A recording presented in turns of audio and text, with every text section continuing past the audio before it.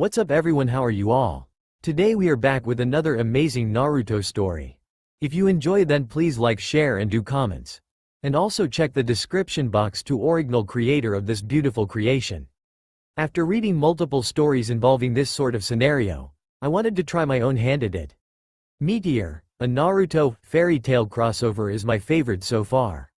And I do know that these types of stories don't last long due to its depressing nature. But I am writing out a few chapters ahead of time to see where this goes. Hope you all like it. There is a saying. It goes like this: you learn everything you need to know in life in the first 5 years of your life. For Naruto, this holds true. Ever since that horrible night, the night in which the Kyuubi was freed from its prison in Kushina Namikaze and then attacked Konoha, his life has been not what you expect. That night, the fourth Hokage, Minato Namikaze, had to seal away the Kyuubi somehow.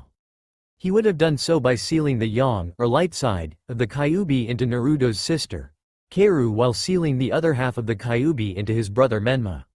Only, in order to save Minato, Sarutobi arrived and did the sealing himself, with a smile as he died. Happy to be with his wife once more.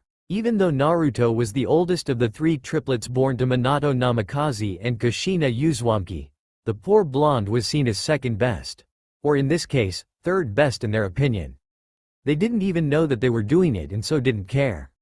Some say that the reason for this is because of what happened just before the Kyuubi was released. When Kushina had finished giving birth to all 3 of her children, she was reasonably tired as hell. That was the perfect opportunity that the masked man to come in and threaten their way of life. He took Naruto and threatened Minato to back away from Kushina. The ending result was the Kyuubi's release. In the end, after all the fighting and the sealing of the 2 halves of the Kyuubi into Naruto's siblings, the event had caused a stigma and a darkness to grow within Minato and Kushina. Like Hiyoshi's blaming of Hinata for being too weak to defend herself from being kidnapped, they subconsciously blamed Naruto for the entire event. They didn't know that this hatred would grow and the darkness would one day overtake them. Be something far more dangerous in their lives. So throughout the years, it was not fun for the blonde-haired boy. For the first 5 years of his life, he learned to take care of himself. When they bought clothes for them, they only bought him the bare minimum, if they even bothered at all, while Kaoru and Menma got all that they ever wanted. The same went for food. They went out and asked the 3 of them what they wanted, but when Naruto offered, Minato and Kushina just seemed annoyed with him. So they went to wherever Kaoru and Menma wanted to go. It was all about Kaoru and Menma. So when they started to train his other siblings, they left him in the dust, saying their training was more important due to the Kyuubi. To him that was just a cover saying that they didn't feel he was important enough. He was nothing. He tried multiple times throughout that year and it just ended in disappointment, with each reaction harsher. So he gave up trying to get them to train him and he did it on his own. He also knew they would be pissed that he was training because they told him that he would training in the academy. But he felt cheated in that area because they were a clan. Clans were supposed to train their children before the academy. So he trained on his own, making sure they never found out. Naruto shook his head at the memories as he sat in the classroom, waiting for Iruka to come in and announce the teams. While that was happening, he remembered how he got there and his training. He remembered at one point that his father had to go to talks with Onoki and Iwa so that they could be allies. So, for reasons he didn't understand at the time, Minato had him come along. It was horrible. On the way there, his father would barely talk to him and when he did, the man was just cold. So he stopped trying to talk and kept silent. However, when they got to Iwa, Minato began talking and smiling at everyone. It hurt Naruto to see this because the man never smiled at him. A simple smile was too much after all. And it was kind of odd since he knew Iwa was pretty pissed at his father after the last war. However, the most notable aspect of that trip was him making his first and best friend.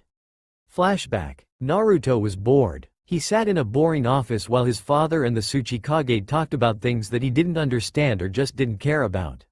He turned his head to look back at them and with his father's back to him, he saw that the short old man had confusion in his eyes, wondering why Naruto was even here and why Naruto looked so miserable. Of course Naruto didn't know that, all he saw was confusion. He was 7, he wasn't meant to know all that yet. Thankfully, his boredom was stopped by the opening of a door and in rushed a little girl his age. The girl has short black hair, unique pink eyes, a red shirt with a sleeveless brown vest over it, a pair of brown shorts, and open-toes brown sandals. Grandpa, I am bored. Oh, she said, stopping short of what she wanted when she saw said old man talking to a blonde-haired guy that her dad didn't like. The Tsuchikage chuckled. Sorry, Kuritsuchi, I am busy at the moment. He then turned to Naruto and smiled. Boy, you must be bored out of your mind. Would you mind keeping my granddaughter company? Sure, Naruto replied, his voice full of energy as he jumped up, took hold of Kuritsuchi's hand, and hightailed it out of the room. Minato eyed the Tsuchikage and said, Onoki, are you sure that was wise?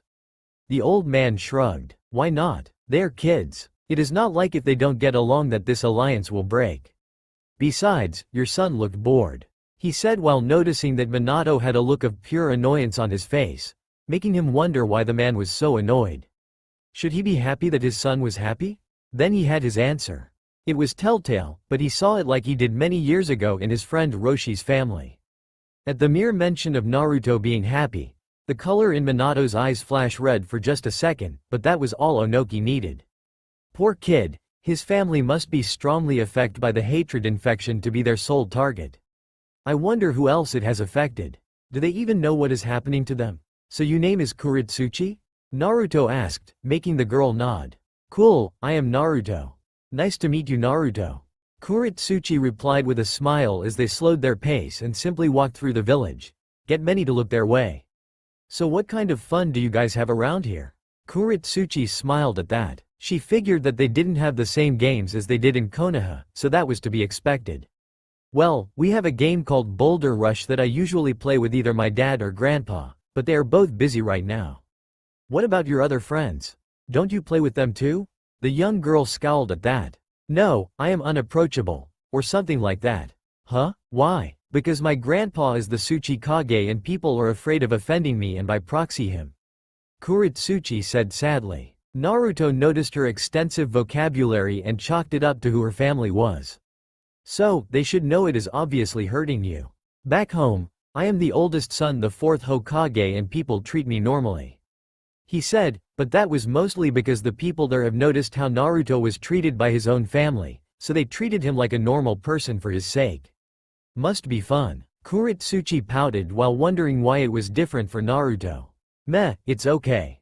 Naruto replied. But the main thing here is, I will be your friend because I really don't care who you are related to. The black-haired girl stared at the blonde boy for a while before her face broke into a big smile and she hugged him. Thank you. No problem, Naruto said. No one should be truly alone. Backing away with a smile, Kuritsuchi asked, so ready to play Boulder Rush? I'm game. Seriously? Naruto asked after they got to a strange spot and Kuritsuchi had explained the rules. They were currently on a fairly large hill next to a giant boulder overlooking a giant lake. Apparently, they were supposed to push a giant boulder down into the lake to create a huge splash. The only problem was, Naruto was not sure they were strong enough to push the damn thing. They were a couple of kids after all. Yeah, Kuritsuchi replied before a thoughtful look passed her face. However, I am not sure how Grandpa does this, to be honest. It looks heavy. How does your dad do it? He punches it with a rock-encased fist. The girl replied simply. Naruto looked at his own fist and then to the boulder. Nope. Then how are we going to do this?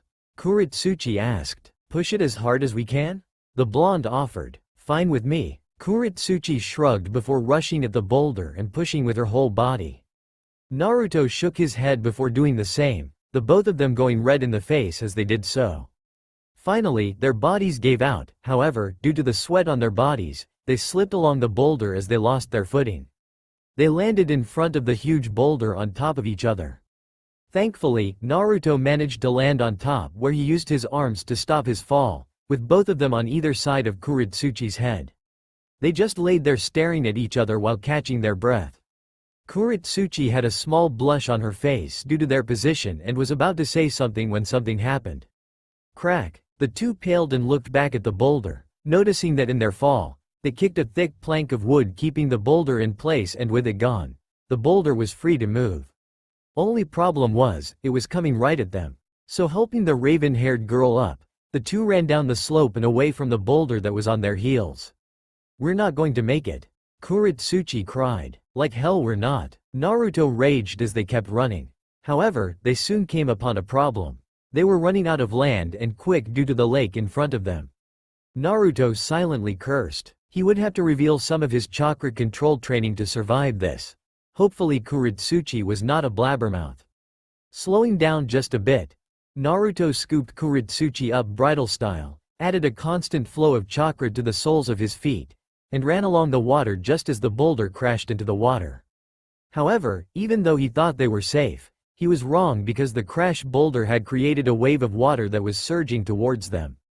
"Oh come on," Naruto deadpanned as the wave almost hit them. Almost being the key word because Naruto cut the chakra to his feet and sank while letting the current take him to the other side of the wave and then running on top of it to ride it out. All the while, Kuretsuchi was looking on in amazement. Their little reprieve of danger was cut short as Naruto not only lost his footing, but his control over his chakra as well. The end result was them getting swept up by the rest of the wave and then getting slammed on the other side of the lake, right into an outcropping of rock. When Kuretsuchi came to, she found that she was in Naruto's arms with his back to an outcropping of rock, no doubt made by her grandpa's men. One of those mask-wearing guys. Still, they saved them and Naruto saved her. He was cooler in books. Naruto opened his eyes and said, "Are we dead?" The soaking wet girl laughed out loud at her equally soaked blonde friend and said, "Nope." "But how were you able to walk on water like a ninja?" "About that, can we keep this a secret?" Naruto asked. Kuretsuchi hesitated for a moment before sighing and nodding. "Good, because I have been training myself while my parents trained my siblings.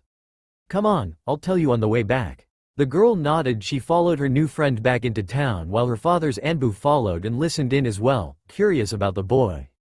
The duo and secret third wheel made it back to Onoki's cage tower in little time at all, and by then they were dried off thanks to the sun's rays, but it was starting to get dark out. Kuretsuchi put her arm around the blonde's shoulder and said, "Your family sucks, but if you are training to get back at them for ignoring you, then I say go for it. And if it doesn't work out, you can come here. After all, you are my friend." "Thanks Kuretsuchi," Naruto said a bit shyly, not used to people truly believing in him other than Tsunade and Shizune. "You know, you are my first friend." Kuretsuchi looked at him for a moment, not believing it for a moment, and then she thought about her own situation and then smiled. She hugged him and said, "Mine too, but I think you are my best friend." Naruto gave off a megawatt smile and nodded. "Cool." The girl let go of her new friend and started to walk back into the tower, but before she could, she stopped. Naruto was about to ask if she was okay, but he didn't get a chance to because Kuretsuchi backtracked to him. "Oh, and thanks for saving me," she said while planting a small kiss on his cheek before running back into the tower. Naruto watched the girl run back into the tower a bit dazed while he held his cheek. "No problem," he droned out, making the hidden Anbu chuckle as he disappeared to report back to his superior. Onoki sighed while his hands messaged his forehead. His Anbu had just gotten back to him after he sent the man to look out for the two kids. He had been surprised to find out that Naruto was able to walk on water somewhat with obviously no help from his parents. He was actually happy that he boy learned how to do so, or else he and Kuretsuchi might be dead from their boulder rush game. Something he needed to do about. Like teach Kuretsuchi how to manipulate the boulder's weight. However, what got him was how the boy was dealing with the situation. He was training to eventually show them he meant something, and then there was Kuretsuchi's offer, which he didn't think was a bad idea. Still, with the boy's story, it was just as bad as or worse than Roshi's experience. Minato and Kushina, along with a few family friends, were the most affected by the hatred infection, while the young blonde's siblings seemed barely affected by it. Odd, but whatever, he was sure the boy could do it. Then, another Anbu appeared in his office to give him some info on Naruto's predicament. "Sir, it would seem that Minato is asleep and has locked his son out of their given apartment." "Thank you, you may leave," Onoki replied with some annoyance. He stood up to leave and help the boy since he himself had a key, but stopped as a scroll on his desk caught his attention. "Should I?" he asked aloud before shaking his head. "Why the hell not? Roshi already thinks Kuretsuchi has the potential to use the lava element, so she won't really need it."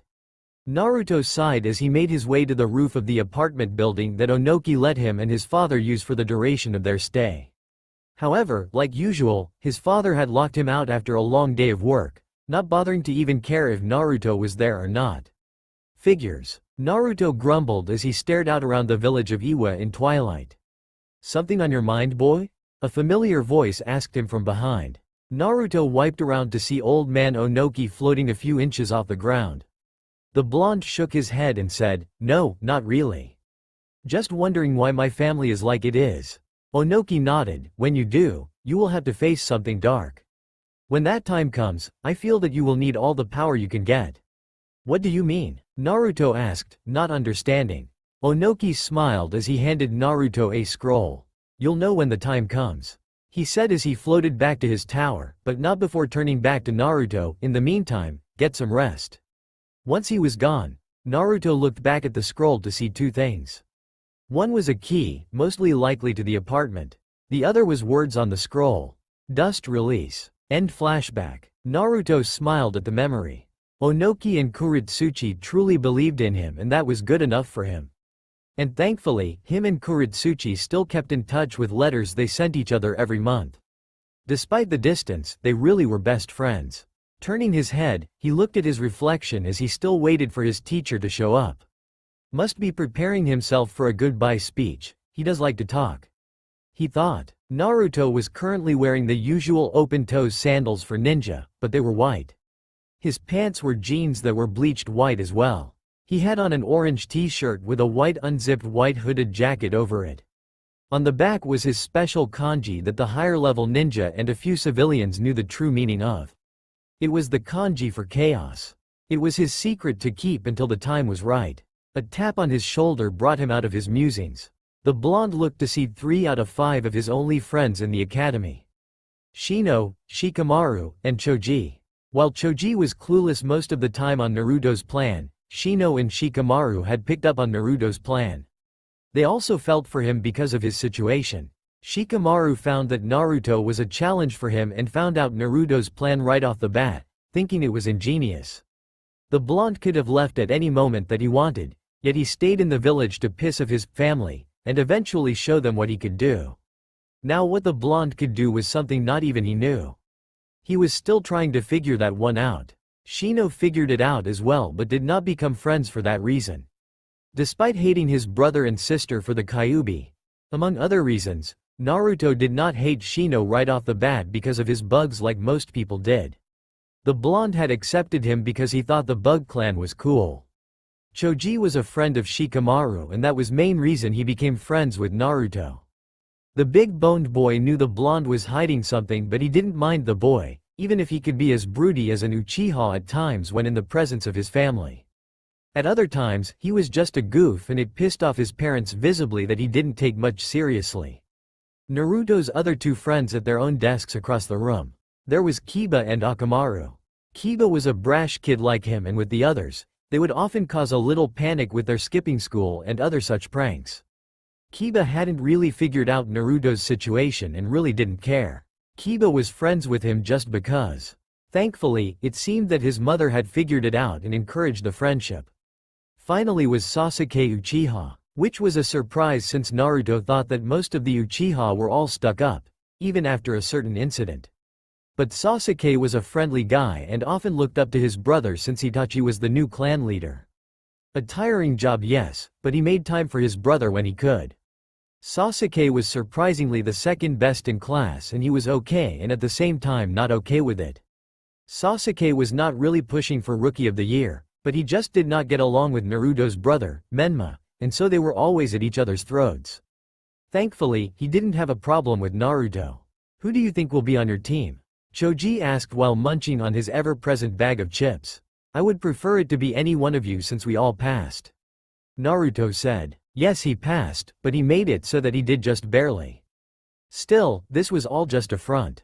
Naruto had a plan and it did not include them. It included his siblings and eventually making fools out of them, destined children his ass. Logical since we are your main friends. Despite Kiba being a friend, he is not close and seems to prefer your sister, which makes it hard to develop a friendship with him. Shino concluded, to which Naruto nodded too. Yes, Kiba had a major crush on two girls in class, his sister Kaoru and Hinata Hyuga. Both often spurned his advances, but he never gave up like the dog he was.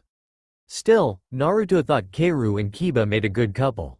They were both full of themselves after all. I also wouldn't mind being on Sasuke's team. I think he wants to replace his father for the head of the police force, to take some of the weight off of Itachi's shoulder.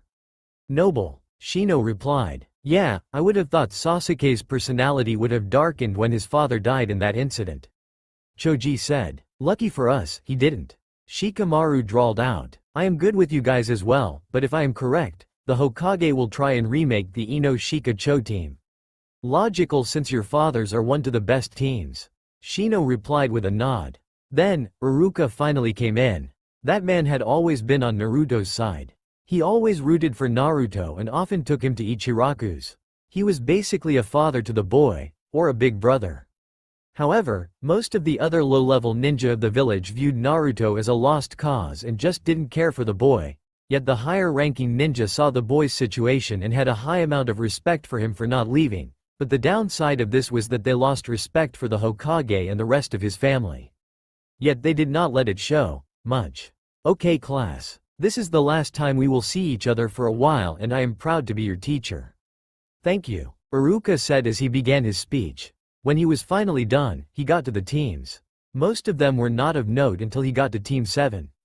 Okay, Team 7 is Menma Namikaze, Kaoru Namikaze, and Naruto Namikaze. You sensei is Kakashi Hatake. That was not really a surprise to most people.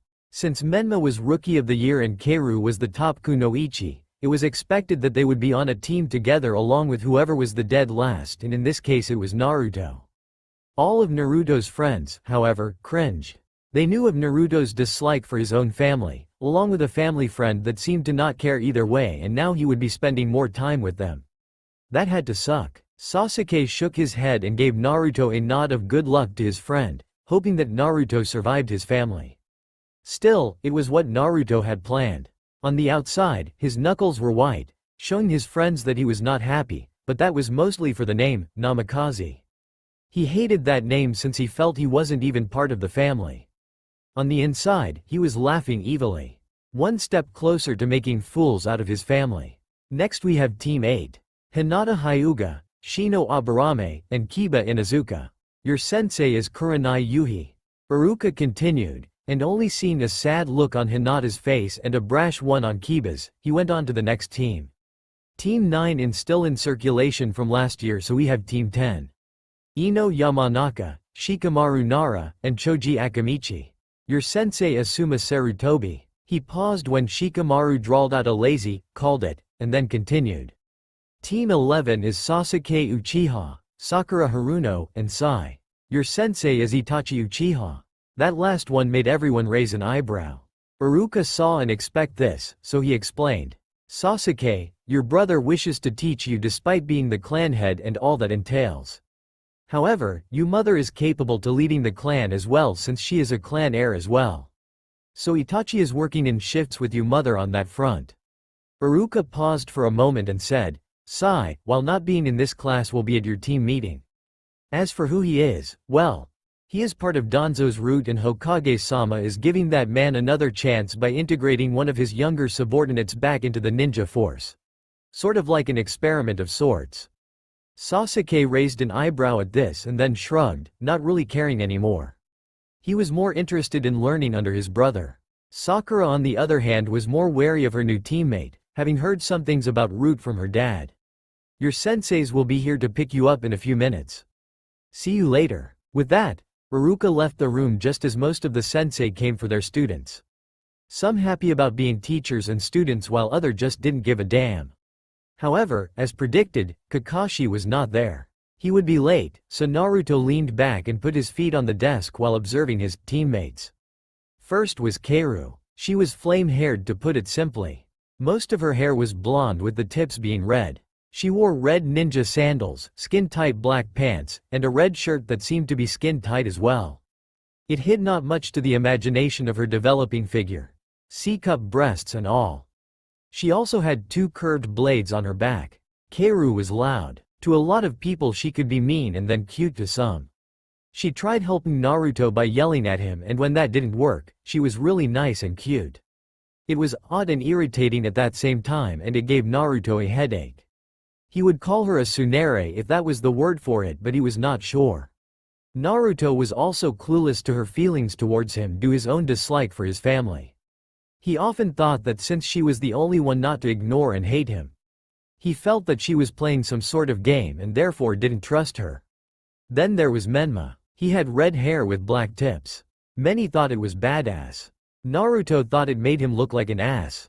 The boy had black ninja sandals, black cargo pants, and a silver tank top to show off his developing muscles. Like other ninja, he had his ninja tools on the back of his belt. Like Keiru and most of their family, Menma was loud and he was egotistical to the level of Uchiha on some days. He and Naruto did not get along at all. Others thought that they actually hated one another. However, it wasn't always like this. Menma used to get along with Naruto, not buying into their family and some friends not giving Naruto a chance. That changed over the years as he too saw Naruto as nothing but dead weight. So he began to hate the blonde boy with a passion, often degrading him like their dad did on occasion. To him, Naruto was worthless and that Jiraiya had been right. Naruto closed his eyes. Yes, with all of his training and not just in the dust release, he would show them he was not the worthless brat they made him out to be. He would show them, more importantly, he would show that damned Toad Sage, that he was not nothing. Naruto snapped his eyes open and smiled. And I show them the power of Naruto Ranmaiku. What a waste of time. Minato ground out as he did paperwork while also talking to Kakashi. Said sensei thought he would speak to his old sensei before he went to check on his supposed team. What is sensei? Kakashi asked in his usual bored manner. Me keeping to Sarutobi's way of setting up teams. Minato replied with a frown. So far it has worked, but this time it won't, and it pertains to your new team. Menma is the Rookie of the Year and Keiru is the top kunoichi, which is to be expected. However, the dead last this year is my other son, Naruto. Kakashi noted the disdain in Minato's voice when he said that Naruto was his son. It was no secret that Minato disliked Naruto to a point of hatred, and no one could really figure out why. Kakashi himself didn't feel that way, however, since he was so lazy most of the time due to losing Ren and Obito, he just didn't care. Most of the time, he would let Minato's words about Naruto pass him by, but since he was going to be teaching Naruto, he needed to do something. He had also noticed that Kushina didn't care much about her firstborn as well, which baffled him since she was a very kind and caring person. He just could not figure out the why of things. But he did have an idea. It could be related to what the cause of the Kyuubi's release that fateful night. Whatever went on that got a lot of Anbu, Sarutobi's wife, and Shizun's medic friend dead and caused some sort of stigma in the family, and the focus of that was Naruto. Another piece of info that made him think was the Uchiha incident. Makoto and Itachi both confirmed a strange masked man that tried using genjutsu to cause Fugaku and a few others to cause a coup d'etat. Thankfully that ended in failure because Fugaku broke free of it, declaring that the Uchiha would find their own way to power and then rushed the masked man. The end result was Fugaku and many other Uchiha in the police to die at the hands of this masked man. The news of the event caused a new spark of rage within Minato, and from that point on, he became far harsher on Naruto. To Kakashi, that meant that whoever that masked man was, he was the cause of all the hatred within the Namikaze family, and it pained him to see things like this. And Lord Jiraiya didn't help. He just made it worse with his damned toad prophecy.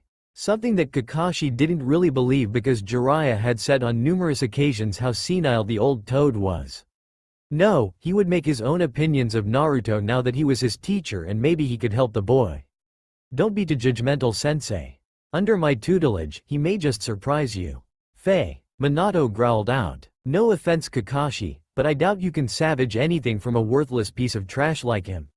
He is nothing. We'll see. Kakashi replied simply, while on the inside he was shocked to hear his sensei say such a thing. Just remember that Lord Jiraiya was in the same boat as Naruto back in his days, and look how he turned out.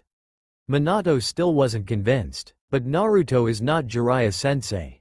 The brat has no talent whatsoever. How he managed to pass the exams is beyond my comprehension. Minato retorted. Ever since the day that Naruto refused his training a few years into the academy and how he was doing in school was brought up, he lost all interest in Naruto, verbally putting him down whenever he could. Minato sighed with a sad yet angry look. Sometimes I think it would be best that he was never born in the first place. Kakashi shook his head as he walked out to meet his students. This conversation was getting too depressing even for him because Minato was starting to sound like Hiyashi. 2 hours later for the Genin, a man with gravity-defying silver hair walked through the door with an extremely bored look on his in his eye. Yeah, he had a mask on to cover the lower half of his face and his headband covered one of his eyes. He wore the standard uniform for all Jonin. My first impression of you three is that I am already bored with you. He received 2 glares and 1 snore. Kakashi Hitaki sighed as he did a quick observation of his would-be students. Keiru was always cheerful and from what he knew of her, she was very strong since she was trained by her parents. However, she was a little arrogant and not that smart when it came to certain situations. He would have to work with that. Menma was one kid he was not fond of. Kakashi knew the boy was strong, but without experience, that meant nothing, yet the kid could be as arrogant as an Uchiha at times and he hated his brother with a passion. Something passed down from father to son it would seem. He had his work cut out for him. Then there was Naruto. His sensei's failure of a son, however, he blamed Minato. Naruto's parents never really spent time with him, at all. And for that they thought he was a failure because he didn't accept their training, in the last year of the academy. Minato preached about family, yet didn't really consider his son family. It just made no sense to the son of the White Fang. Of course, Kakashi knew about looking underneath the underneath. Naruto was hiding something and he was determined to find out. After all, he was on his side. Now to just wake him up. Please wake up Naruto and meet me on the roof. Kakashi ordered before walking out the door. Face down in his little orange book. Menma scoffed. You wake up the failure or let him rot there, I ain't waking him up. He said before getting out of his chair to make his way to the roof. Waste of time for this team anyway. Keiru sighed and went to her older brother, knowing that Menma would not bother with such a menial task. However, once she reached him, his head snapped to her and he opened his eyes in a fierce glare, scaring the crap out of her. Kakashi-sensei said. I heard him. The blonde cut her off before walking out the door, leaving a sad Keiru in his wake. How am I going to get through to him? She thought as she trudged after him. There was a reason he hated her after all. She was the one to mention how badly he was doing in the academy. Flashback. Are you kidding me? An 11-year-old Keiru asked as she stared at her brother in disbelief. You are failing the academy? Doesn't matter. Just drop it. Naruto grumbled out as they entered the mansion. Menma just scoffed as he walked past, not caring. Naruto was a waste of his time and why Keiru bothered even helping Naruto was beyond him. Once inside, Naruto got to work on his studies by reading a book on the couch. Normally he would be left alone, which was good for him so that he could read in peace. But fate seemed to hate him that day because his father walked in the room. Normally that would not be so bad, but the man was staring at him instead of ignoring his presence. Naruto, I need to talk to you. Minato asked, catching Keiru, Menma and Kushina's attention. What about? Naruto replied, keeping his tone civil. Tempers often flared in this family after all. I think I should train you now that you know how to harness your own chakra. Minato replied, gauging his son's reaction. Keiru looked happy while Kushina kept on a neutral look on her face and Menma rolled his eyes, knowing it would not help Naruto. Now, in the fucking last year of the academy? Naruto thought angrily as an intense glare made its way to his face. No thank you, Naruto said, shocking the family. What? Minato asked in shock. He thought Naruto wanted to be trained. He asked when he was 5 all the time. Kushina raised an eyebrow at her son's behavior, but left it to her husband. Still, she found it odd that the boy would not want their training. You heard me, I have no interest. Naruto said. 1 fucking year of your training and then pawn me off to some low-level jonin so you won't have to deal with me. No thanks. Keiru looked at Naruto with a frown and spoke the words that further separated the family, but she was only trying to help. Brother, you should take his offer since you are failing the academy. Naruto growled and sent his sister the most menacing glare he could muster while Kushina rolled her eyes and left the room although she seemed a bit distracted. Still, he was not worth her time. Menma smirked and followed his mother's example. Minato's eyebrows shot up past his hairline and nearly shouted, "What? Why did you refuse my training then?" "Because I don't need your help. I've survived this long without your help." Naruto ground out. "You haven't bothered to help until now and I don't want it anymore. I'll figure out my own ninja way, father."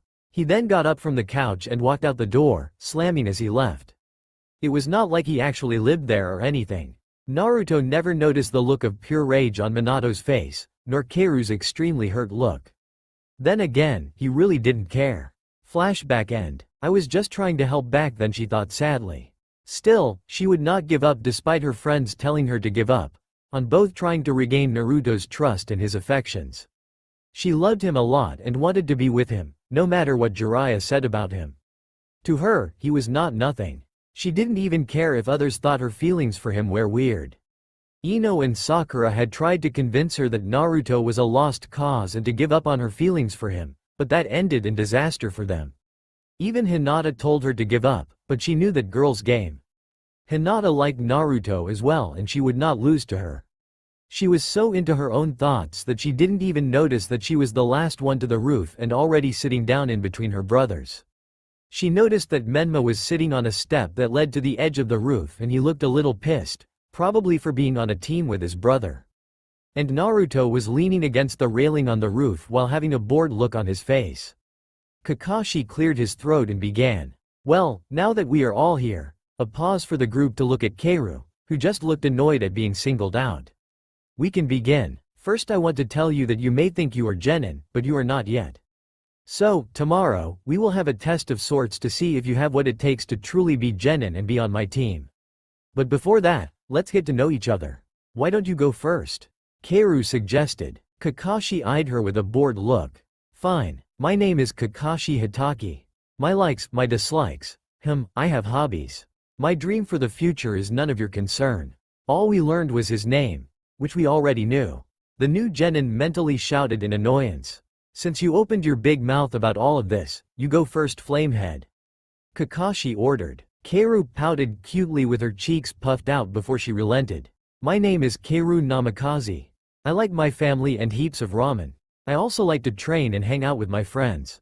I dislike doing nothing and the 3 minutes it takes for ramen to cook. My hobbies, I like to train. My dream for the future." Keiru smiled sadly at that. "Maybe be Hokage. Like my mom wanted to and to have a family of my own." While the others looked away, she looked at Naruto at the end. "Okay. So I have Minato's daughter who has great potential and for some odd reason, what to be with her brother, who everyone can tell, hates her. But then again, everyone knows she loves him. Odd, Kakashi thought, but he was not going to interfere with that." Menma raised an eyebrow and kept silent. "Hokage, huh? That arrogant ass would just give it to her now if he could. What a waste of time," Naruto thought boredly. Those were the thoughts running through Keiru's potential team. "Okay then, you're up, Red." Menma smirked. He didn't mind that nickname. "Fine with me. As you already know, I am Menma Namikaze. I like training, ramen, and strong people because that is what matters in this world." He paused to give Naruto an arrogant smirk, who continued his bored look. "I dislike a lot of things, starting with the dead last loser leaning against the railing. Naruto, do us all a favor, fall off the building and die. That way you won't weigh down the team." Naruto just flipped him the bird. Keiru on the other hand slapped Menma across the face with an unpleased look on her face. "Listen up, Menma, quit being such an ass to him. Your siblings and teammates now, for God's sake." Menma snorted. "Maybe if he wasn't such a useless sack of shit and the rest of the family didn't hate his guts, then I might be civil towards him. But until that time comes, he can die for all I care." "Asshole," Keiru grumbled. "Whatever, now, my hobbies are none of your concern. My dreams for the future are to marry a strong woman and be Hokage in place of father." He turned to Naruto with a smirk. "You will be the first to go when I rule."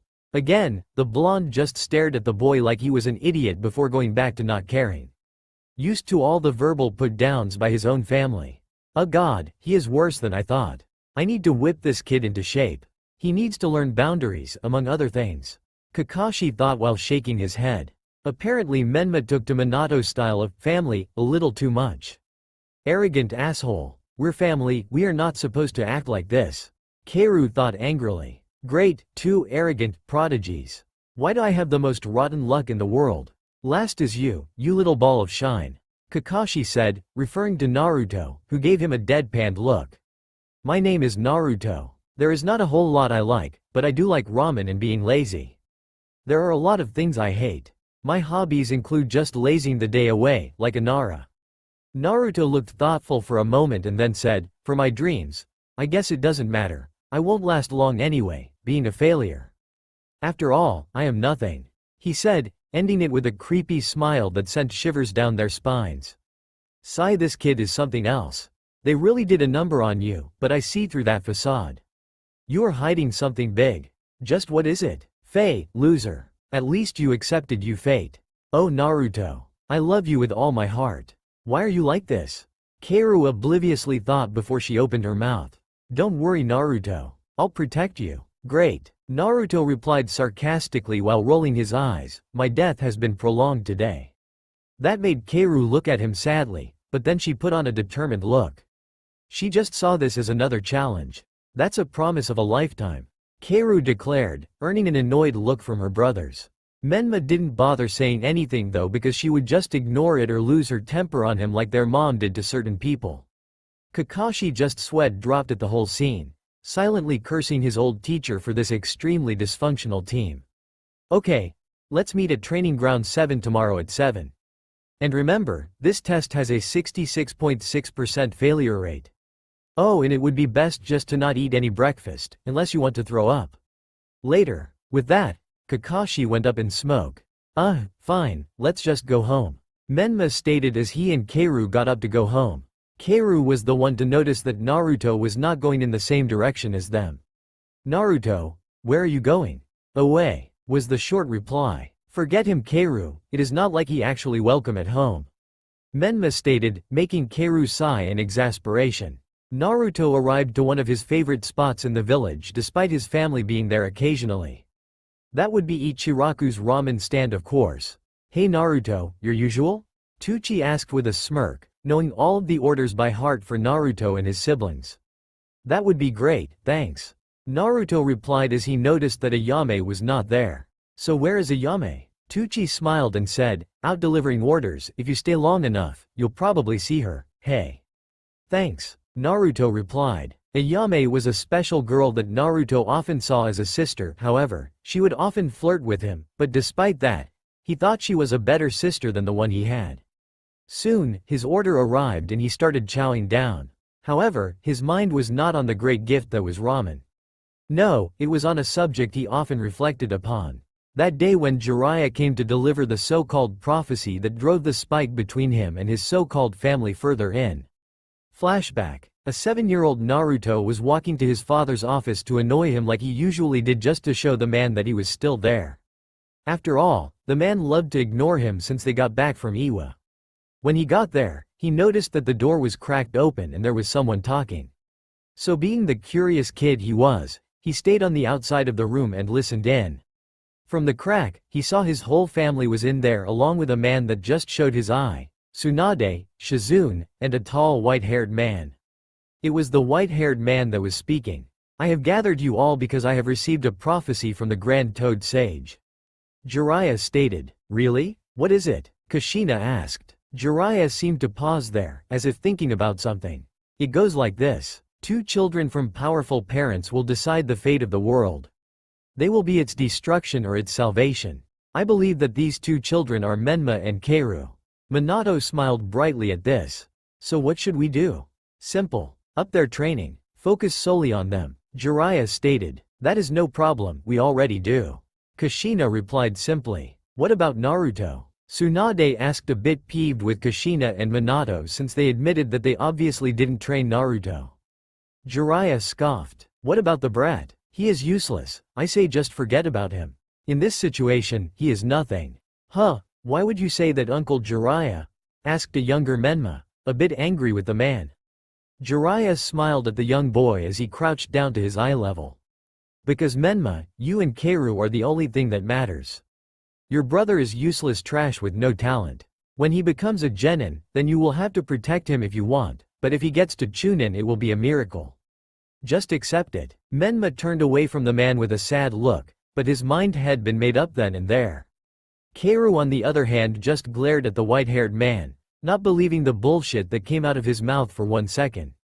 Tsunade, who had been disgustedly shocked by Jiraiya's words, had grown pissed with each passing second.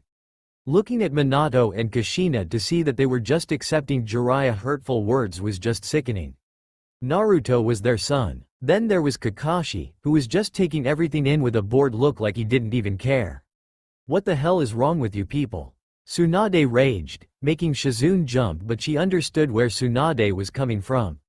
What do you mean, Tsunade? Minato asked. Naruto is your son, damn it.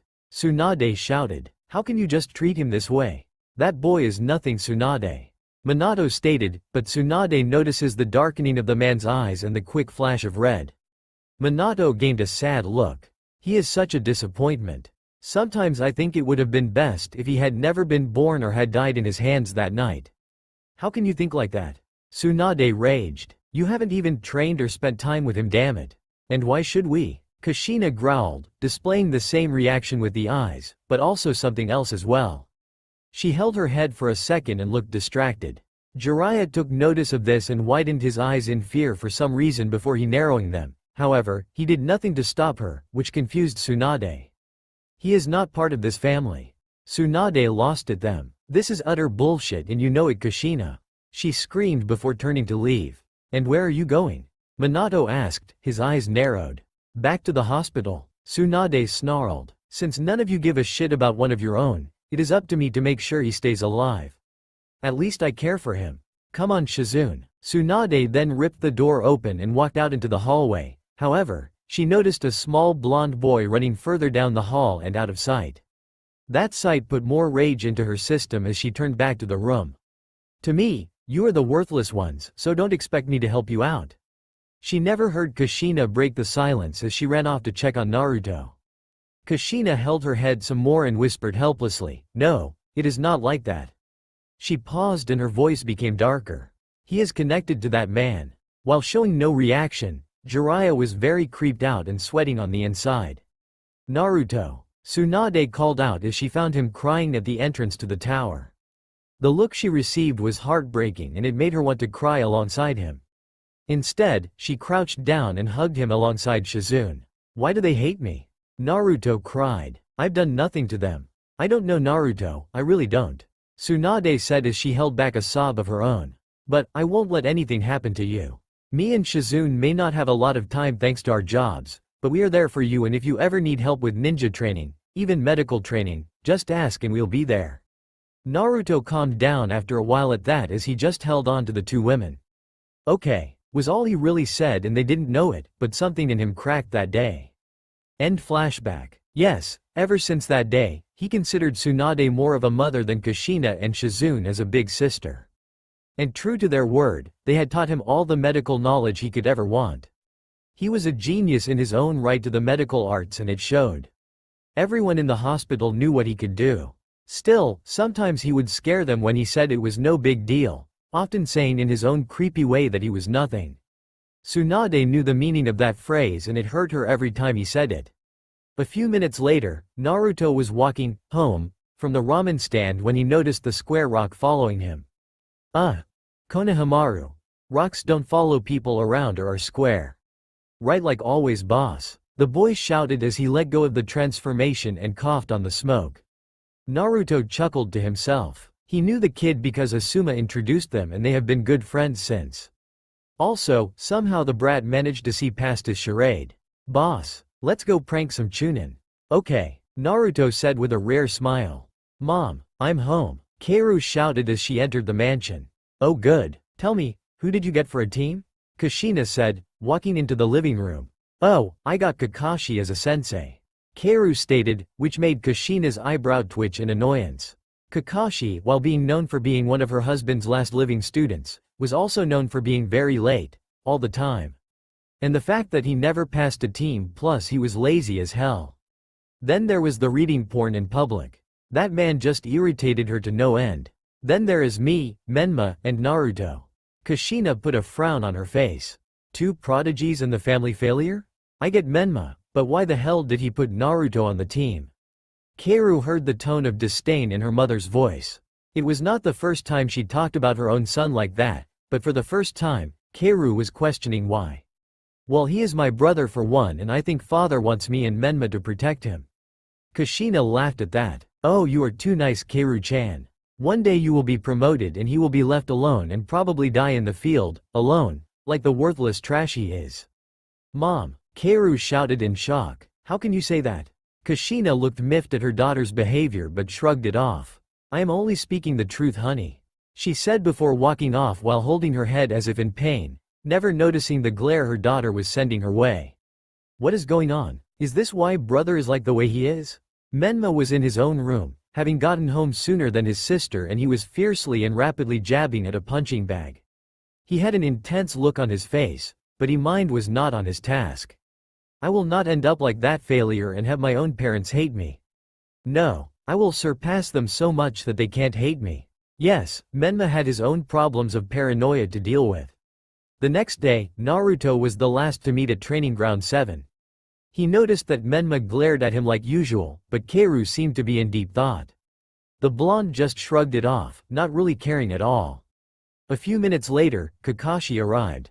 Oh, timed that one good, Naruto thought with a smirk as he looked to see the man. Well, it is nice to see you all, Kakashi stated with an eye smile. Now that we are all here, I believe we should begin and see if you all have what it takes to be shinobi. He took out 2 bells and attached them to his hip. You will have until noon to get these off me. Whoever doesn't get them, gets sent back to the academy. But there are only 2. Kaoru pointed out, which means one of you will be going back. Kakashi said before looking at the sun. You will have to come at me with the intent to kill. Good luck, and yes, you may begin. With that, all 3 disappeared. Well, 2 of them did. What do you think you are doing, Naruto? The blonde shrugged before walking off and sitting under a tree. Sitting down. No way in hell will some like me be able to do this by myself. Oh well, like I care, he said, but the last part with a glint in his eye as he looked at Kakashi. From the trees, 2 slaps to the head were heard. Come on, Naruto. At least try, Kaoru thought angrily. Sue, you are not even going to try? Kakashi asked. Naruto sighed like this was expending too much energy before he brought up a hand and waved it in a circle-like motion. They were stunned to find energy building up around said hand into the form of a ball. What is that? Kakashi asked, almost thinking it was the Rasengan. He wasn't far off. Chakra ball. Naruto deadpanned as if it was the most obvious thing in the world before lazily tossing it to the man.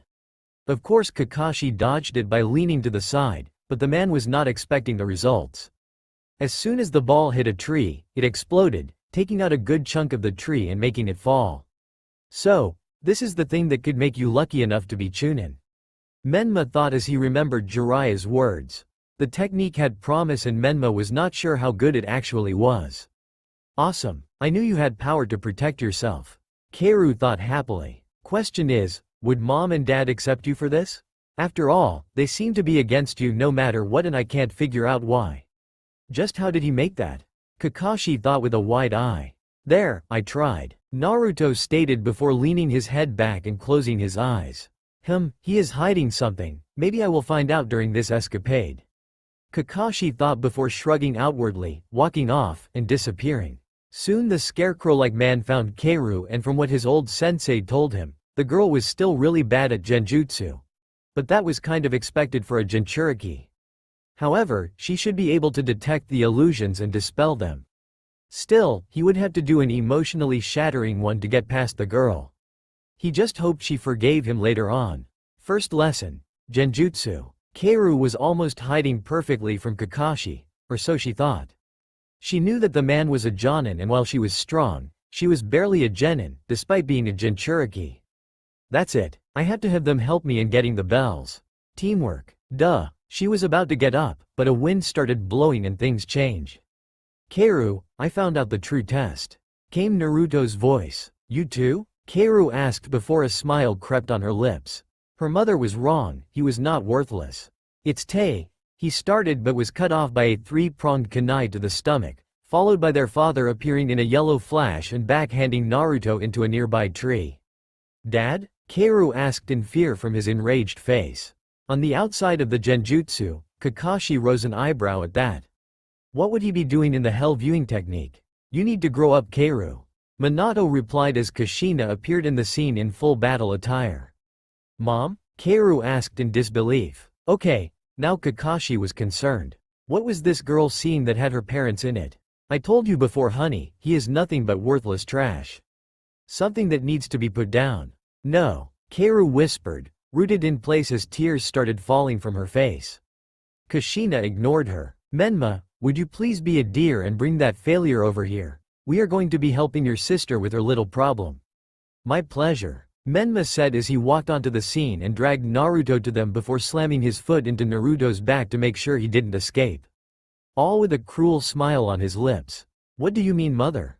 Why is Menma in on this? Keiru asked. He is just helping us get rid of this trash. Kakashi replied as he appeared on the scene.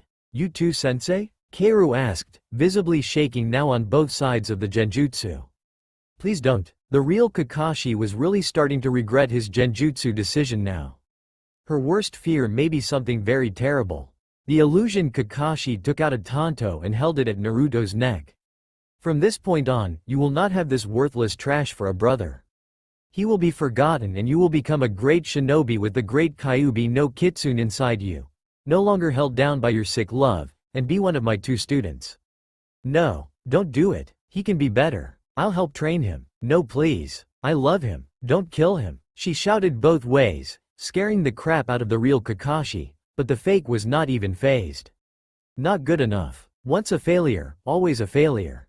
Illusion Kakashi replied and brought the blade down on the blonde's neck, all the while the girl was screaming in the negative. Then it was over. The blonde's head came rolling over to her, with a look that said that she was not able to protect him. Keiru carefully picked up his severed head as she fell to her knees, a waterfall of tears running down her face. No, Naruto. No, she screamed out to the heavens in agony, making Kakashi look at her sadly, but also in a bit of pride for not resorting to the Kyuubi's power yet. If he continued this, he was sure the girl would bring out that power. And he was right. He soon felt that dark chakra leaking from her, changing her eyes from their violet color to a blood red. You really want to fight the great Kyuubi's power, Kakashi-sensei? Fine, she screamed as her hair waved around menacingly. The strange thing about all of this though was how quickly it ended with Naruto's presence. A few minutes earlier, Naruto was sitting under the tree, contemplating on how he would reveal his powers. He figured he should wait for a bit, but there was no harm in using them now to get the bells without being detected. It was then that he felt Kakashi engaging his sister with a genjutsu. Also, a clone of Kakashi was fighting Sasuke. He himself went to see that fight while he sent a clone to help his sister. So as the wind blew, he disappeared from that spot to see what was going on. A few seconds later, he was viewing the end of genjutsu cast upon Keiru. Rolling his eyes at the sobbing and enraged girl, he walked up to her with a kunai in hand. Kakashi watched this with confusion and fear. It was no secret that Naruto had a deep dislike for his siblings, but it looked like to him that Naruto was going to put her out of her misery with that look on his face. However, all Naruto did was stab her in the foot, shocking the girl out of the illusion and bringing her back to reality as he walked in front of her. "En Naruto?" the girl asked in shock. "Genjutsu, and I thought you were smart." Naruto replied before walking off, deep into the forest where there were a lot of shadows, purposefully not showing his hands. "Wait, I know what do." Keiru shouted after him, but when she reached the spot, he was gone. Huh, where did he go? However, she was still feeling the effects of the genjutsu and the Kyuubi's chakra in her system, so she walked away, wary of her surroundings and holding her arm nervously, and with a disappearing limp due to the kunai in her foot. Kakashi stood in place, trying to figure out where Naruto went as well. He felt his chakra spike a bit and then he was gone. No, the boy literally walked into a tree and disappeared. What the hell was that? It was then he received the memories of his clone that went after Sasuke. He was so distracted that he never noticed the pair of hands silently grab the pair of bells from his waist. What was odd about them was the fact that there was nothing connected to him and the fact that one of them was using a tiny ball of dust release to cut the string while the other silently caught them before disappearing completely. The real Naruto walked toward an admittedly hilarious sight. Menma Namikaze was buried up to his head after his fight with Kakashi's clone. Menma though that brute force was going to work for this, so he immediately channeled a good amount of Kyuubi's chakra and bum rushed the Jonin. Well, this is quite the sight. Naruto said with a smirk. I have to admit that I am enjoying it. Fuck you dead last. Menma shouted. Get your worthless ass over here and get me out. Naruto snorted. Oh yeah, that will get someone like me to help you. Damn it, get me out of here or so help me. Or what, you'll glare at me to death. Naruto replied with an annoying smirk before it became dark as he got in Menma's space. You know brother, I could kill you with ease right now. Menma snorted. Like you know how to hold a kunai the right way, much less kill someone of higher skill. Are you sure? Naruto asked darkly as he placed his hands on the sides of the redhead's face. On twist and no more Menma. Or I kick you so hard the same affect happens. Menma paled considerably. You wouldn't dare. You think it would go well, the failure of the family killing the son of more worth? I highly doubt it. Nah, I am good. I am not a murderer. Naruto replied cheerfully, but his tone darkening still as he put a hand around Menma's neck.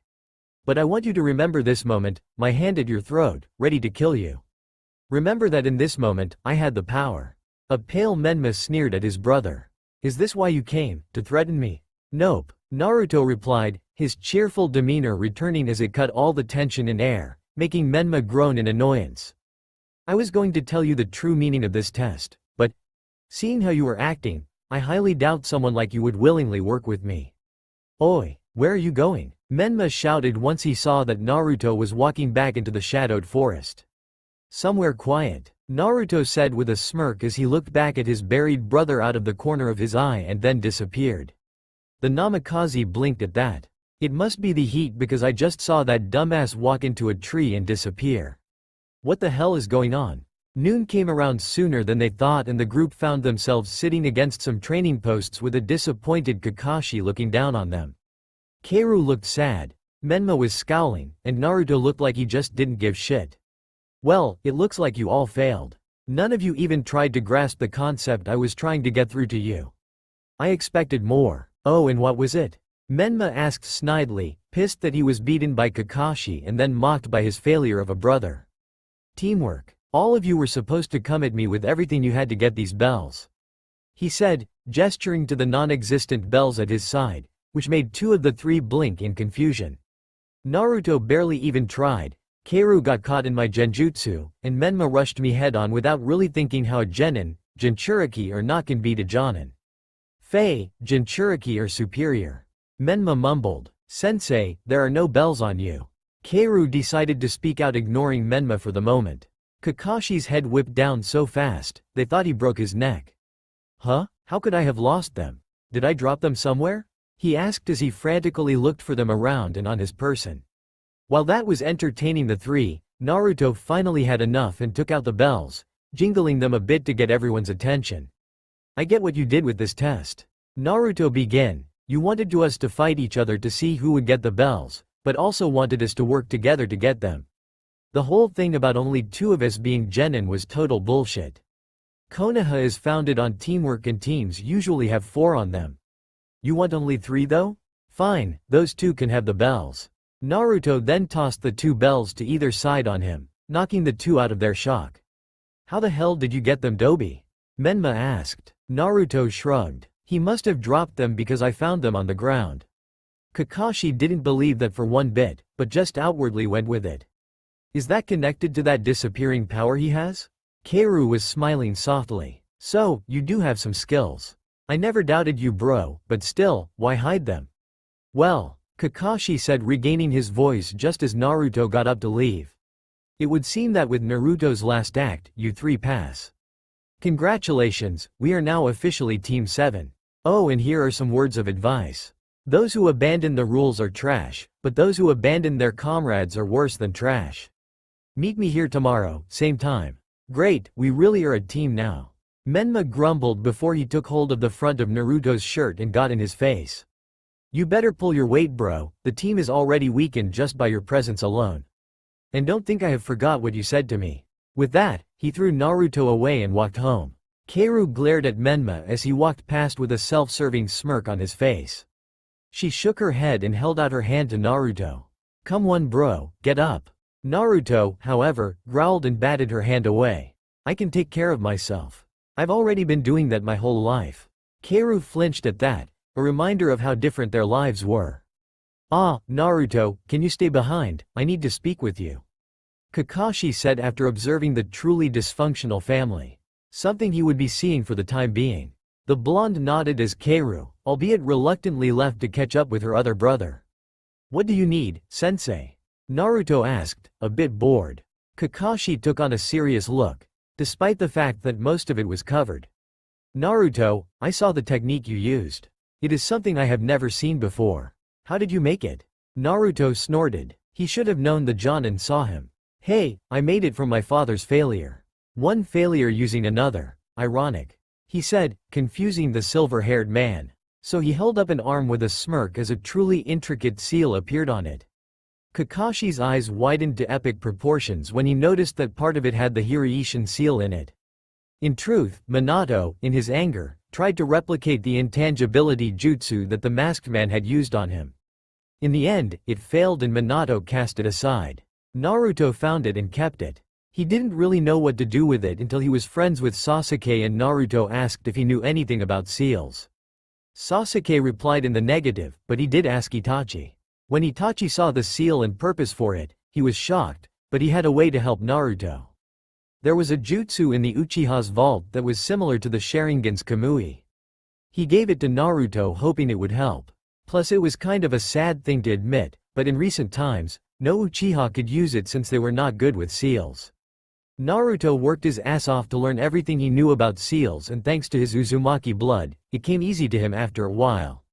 Plus he was able to imprint his medical knowledge to create something else, but that was for another time.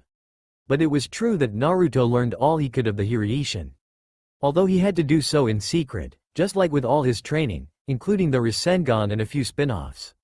Anyway, he was not able to use the Hiraishin because it was tied only to Minato. Still he used a few seals from that jutsu into his new jutsu to prefect the intangibility jutsu. The end result was something better. The power to be nowhere and everywhere at the same time. He still needed a name for it. Plus, he found a way to get past the Hiraishin if his father ever tried to kill him. That is, a pretty impressive seal, Naruto. Kakashi replied, a little rattled before he sighed as he noticed another seal around Naruto's wrist. It was small, so he had no clue what it was for. Look, I am on your side. And I want to help. Even he saw that Naruto had trust issues because of the boy's parents. Who wouldn't, but he was trying to help. We'll see. Naruto replied before he walked away, but took a risk. If Kakashi really was on his side, then he would not speak about what he saw today. Naruto disappeared in a swirl in the air. Kakashi could not help but gawk. Naruto arrived at the door to his father's office. It was nearing dusk and after a long day of dealing with the village and paperwork, he still had more paperwork to do. He was very irritable and just wanted to get shit done. Now was the perfect time to enact the first part of his plan. Knocking on the door, he received an "enter" and did so. Minato, seeing that it was his son, just scowled and kept on working. What do you want? Since you are the Hokage, would you mind signing these for a couple of my friends? Naruto asked in a civil tone of voice. Minato snorted. Friends, right. They wanted his autograph? Why couldn't they come directly to him instead of asking Naruto to do it? Sorry Naruto, but I am busy, I need to get this shit done so I can sleep tonight. Please father, Naruto said while trying not to roll his eyes. I won't ask for another thing ever again. I won't even bother you unless it is ninja business. Finally, Minato just groaned. He was not really thinking straight and just wanted some peace. Fine, he said as he grabbed the two pieces of paper, which looked blank, and signed them. Now get out of my sight. Naruto nodded and left the room with pleasure. He mumbled so the man would not even hear. Further down the hall, he released the genjutsu around the two papers and smirked. He was no longer part of that family. The Hokage unknowingly emancipated his own son, and with the other paper, created a new clan. He quickly took them to the administration building, where he got the papers from, and gave them to the lady working there. She looked shocked that the Hokage had actually signed them. Sure, she thought Naruto was just joking around and was going to threaten the man with them so that he could be treated better, but never in her wildest dreams did she think this would actually happen.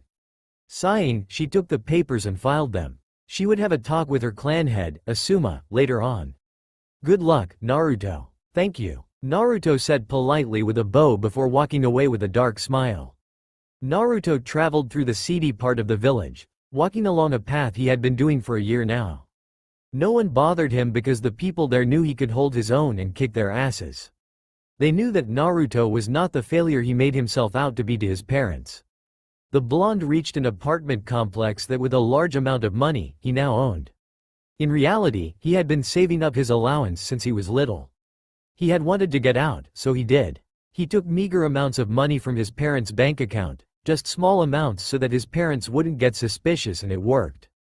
He now lived in his own home. Naruto smiled and said, "This is my home now." He then walked in, never noticing a figure on the rooftops go poof, signifying that they were a clone. Question is, who was it? Of course Naruto didn't care at the moment. His attention was solely on one object in the middle of his sparsely furnished apartment. A pure white mannequin that held its arm up, showing off open palms. The mannequin had no discernible features other than the complex seals that traveled down its arms and ended at the palms, showing odd circles that had two eyes in it. Artificially created Sharingan there were fully matured. He remembered when he decided to do this. Flashback. A 9-year-old Naruto was bored. He had just split ways with his friends, one of them being Sasuke now. But he didn't feel like going home to where he wasn't wanted. His medical seals were going well. But he had created one that you were supposed to put something in it for it to work. Question was, what, Naruto? Asked a voice to his left. Naruto hadn't noticed he had ventured close to the Uchiha part of the village. Which wasn't that hard thanks to the wall that was taken down. After their incident with the masked man, Itachi offered to take down the walls separating the clan from the rest of the village so that Minato wouldn't get even more suspicious of them. It turned out to be a blessing because the village got friendlier with them around and the economy went up as well. It turned out well despite Minato having his anger towards them as well as Naruto. The person who called out to Naruto was none other than the clan head, Itachi Uchiha. "Hey, Itachi-sama," Naruto replied in boredom. "Naruto, I have told you before, call me Itachi-ne-chan," the man said with a small smile. "After all, you and Sasuke are friends now." "Still odd," Naruto replied. "True," Itachi shrugged. "So what's on your mind?" "Well," Naruto started, unsure if he could trust Itachi or not, but the man did introduce him to Sasuke and their mom, so he guessed he could trust him. "Please don't tell anyone in my family, but I am working on a special seal that lets me use the power of someone else." Itachi narrowed his eyes before he asked Naruto to explain, and when he got the explanation of how it worked, he smiled and said, "Maybe I can help." "How so?" Naruto asked with his head cocked to the side. "Well, we could make it so that you can use the Uchiha powers?" Itachi suggested. "But wouldn't your elders get pissed?" Naruto asked. "Most likely, but I have never cared what they want, and neither has my mother," Itachi said with a smile before he led the young Namikaze to the hospital. End flashback. In the end, Itachi gave him a vial of his own blood to experiment with. Later, a box with a pair of normal eyes was sent to him by a strange Anbu with different symbols on his mask.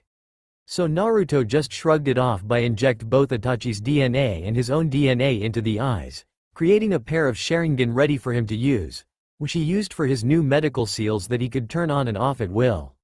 It was great, and it would help him greatly. In a darkened room sat Naruto Ranmaiku at his desk, scribbling down seal ideas and whatnot. He was done with his team training for the day and felt that he needed to reorganize where he put his seals. It was mid-afternoon and he would have to take a break for dinner soon or he could just skip it. However, if he did that, he would have to be cautious of Kaoru tomorrow. She had noticed that he hadn't been home lately or even eaten with the family in a long time. The charade was beginning to falter and it had only been roughly a month since he became a ninja of Konoha. Looking at the clock, he would have to leave soon and so he cast a glance at his modified rap seal on the nearby wall. That seal, much like the one that used to be on his wrists, let him transport himself to that house where he was unwanted. The regular war seal was the seal he used to get the bells in his test with Kakashi. It allowed him to safely detach a portion of his body to float around and do what he needed. So far he has only used it with his hands for small stuff like pranks when he got the want and energy to do them. However, he felt that he could include other parts of his body to save himself if need be. Taking another look at his wall, he looked at the other seals placed that to act like television scenes. He used that for security in that house to see if anyone came near his empty room over there. They would alert him when he was sleeping if they ever came close. Thankfully, they never happened. Looking at the scenes, he saw that the Hokage was not home yet and Kushina was watching some show about a ninja princess or whatever. Kaoru was practicing with her swords and the power she gained from her mother, the chakra chains. Menma was rapidly punching at punching bag. His room was dark as he let out his frustrations. Naruto now knew that Menma had problems of his own in which the black-haired boy felt that if he failed in anything that Minato and Kushina would treat him like they treated Naruto. Naruto concluded that Menma thought he had to degrade Naruto to keep in his parents' good graces as well. The boy was a paranoid mess. Pathetic. For this, Naruto just shook his head.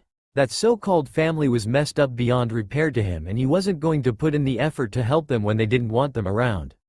That was Kaoru's problem, not his. Finally, he glanced at the mannequin in the middle of his room.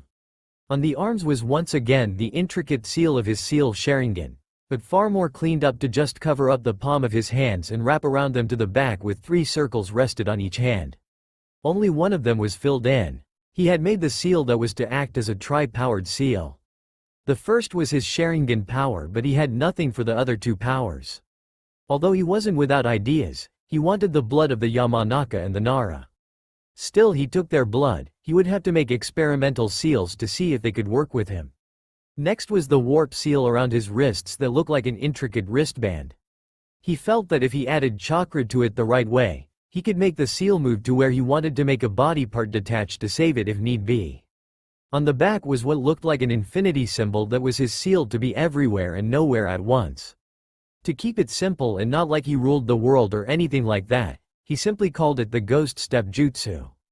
Next to it, making the whole thing look like the tri-powered seal, was an empty seal what would work on his main element. The only problem with that was that he didn't know what his element was. The reason he wanted to know and utilize his element was because he wanted the ability to fly. With wind, he could just have the seal create a perpetual wind current around him to help him fly. If fire, he could use the seal to act like a sort of jetpack or rocket booster. If lightning, he could probably use the seal accelerate his bioelectricity and the natural electrons in the air to turn himself into a bolt of lightning that could hover over the ground while also having the ability to travel through power currents. He thought anyway, if it was Earth, he could probably use magnetic fields to help him fly. He had no clue what he would do if it was water. Sadly, the ability to fly was not in the dust release scroll and Naruto doubted Onoki would tell him the secret of how he and his people were able to fly. After all, some village secrets have to stay secret. Suddenly, there was a knock at his door, breaking him out of his thoughts. He looked at his wall of seal visuals to see that the one knocking on his door was not at that house but at his own home and it was Asuma. Odd, I wonder what he wants. I also wonder how he knows where I now live. Naruto said to himself before it clicked. Oh right, the lady I gave the papers to was a Sarutobi. He must have heard wind about it. Deciding to get up and see what the man wanted, he walked to the door and opened it. Asuma, for his credit as a high-ranking ninja of Konoha, could not see inside the dark room that was Naruto's house. Naruto put on a friendly smile and said, "What can I do for you, Asuma?" "Hey kid," Asuma replied in a friendly tone. "I heard about your little venture from a clan member of mine and I wanted to see if it was just a prank or it is true." "Oh, it is very true, Asuma," Naruto replied seriously. "Are you planning to tell the Hokage about it?" he asked. Prepare a little to make him forget about this incident if that was the case. "Nope," Asuma said with a small smile. "I am here to congratulate you on making a new clan and getting away from them earlier than expected. However, you do realize that when making a new ninja clan, you have a seat on the council and I am not sure, but you could initiate the CRA." That made Naruto blush a bit at the last part, making Asuma smirk. I will put that off for later since that is too early for me to be thinking about. Now for the clan head business, I will deal with that when I reveal to the world my power." Asuma raised an eyebrow at that. "When would that be, kid? You can't keep something like this hidden for too long, not even from the Hokage." You're right, Naruto said with a nod. I plan to reveal the power of the Ranmaiku clan at the tail end of the Chunin exams. The clan head of the Sarutobi clan whistled at that. Kid, that is shooting big, but I see your angle. You are going to make the Hokage a fool in front of everyone, aren't you? Naruto's dark smile was all the answer he needed. So, Ranmaiku, chaos? Yes, Naruto replied. I see. I want to know more, but I'd rather hear about that story at dinner, so I am inviting you over. Konohamaru has been begging me to invite you. Asuma stated. That is fine with me. Just next time until the Chunin exams, meet me at the Hokage's house. Asuma's eyes widened at that. This is a dangerous game you are playing, kid, but I am sure it will work in the end. Just be careful. Naruto smiled. Thank you, Asuma, but I have everything covered. I will meet you soon. With that, Naruto closed the door while Asuma just shook his head and left, thinking that Naruto shouldn't have to do this. Naruto calmly walked over to his security seal wall and put his hand in the middle, making the seal glow brightly before his body disappeared and then reappeared in his nearly empty room in the Namikaze household. The only things in there were his stuff from when he was much younger. Ignoring the large amounts of dust due to not being in the room, he quickly made his way out, locking his door with seals, and then to the rest of the house. As he was walking, he saw Kushina setting up the table with Keiru. He was just out of the house when the door opened on its own to reveal Minato. The two stared emotionlessly at each other before walking past each other, and Naruto thought he was home free as he made an appearance, but he was wrong. Menma, who was positioned on the couch watching the tail end of a movie, decided to speak. Oi, loser. Where do you think you are going? He said, getting up to block Naruto's path. Out, Naruto said in a bored but neutral tone. He did it to compose himself around these people, but he also did it because he knew it annoyed Menma for reasons he didn't care to know of. Asuma invited me to eat at his place. So the failure of the Sarutobi clan invited another failure in life. Perfect, Menma said as he left, shoulder bumping Naruto harshly as he passed. It was no secret what he thought of Asuma. The man may be a clan head, but he heard of Asuma going to the Fire Lord to be a guardian while the third Hokage wanted him to stay in Konoha. So in Menma's mind, not obeying the man's father made him a failure as well as Naruto. Yeah, go run off to be with the other failures of the village. Menma shouted as he then pushed Naruto out the door and then slammed it shut. Minato just raised an eyebrow as his black-haired son's attitude, but said nothing as he went into the kitchen. Keiru glared at her brother though and marched up to him. What was that about? You don't treat family that way. He is not family to me. The sooner he moves out or gets himself killed the better. Menma growled at the girl, shocking her. He did want to do the deed himself for some reason but felt that was going too far. There has got to be a reason for this and a way to fix all this. Keiru said to herself sadly as she walked to the kitchen table. Naruto has quickly got back up and whipped the dirt off his clothes before leaving the Namikaze's yard. He had dinner plans with the Sarutobi clan and a little scuffle with Menma wasn't going to upset him too much. A half hour later, Naruto found himself in front of Asuma's home. It was a nice little place since the guy was actually pretty humble considering his dad was the Hokage for the longest time. Some would have thought he would have turned out to be some pompous asshole. Thankfully he didn't turn out that way. After a few knocks, the door opened to reveal Konohamaru, who smiled upon seeing the older boy. The two made their way into the house and the kitchen table where dinner was just starting. In addition to Asuma and Konohamaru, was just one other person, and that was Asuma's sister-in-law and Konohamaru's mother. The family was small but they got by just like anyone else in the world. Now, one would wonder where Konohamaru's father would be. Well, while Asuma had been away, his brother was killed in action and that left Konohamaru and his mother Kuina by themselves. So naturally, Asuma helped by letting them stay with him. He also liked it because it was less lonely for him. As they ate, Naruto explained more of his plan to Konohamaru and his mother. They agreed with Asuma that he was walking on thin ice with all of it. They agreed with him though that it was a good plan and hoped Naruto achieved his goals. Konohamaru then got a brilliant idea as he got his uncle's attention. Hey Uncle Asuma, you should give Naruto Grandpa's summoning scroll. I have no interest in monkeys like you, so it should go to someone who could use it. Wait, what? Naruto replied, not expecting that.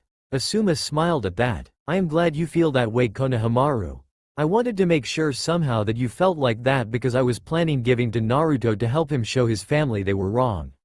Are you guys serious? Naruto asked. It seems that way, Naruto. Kuina replied with a shrug. I say just take the gift.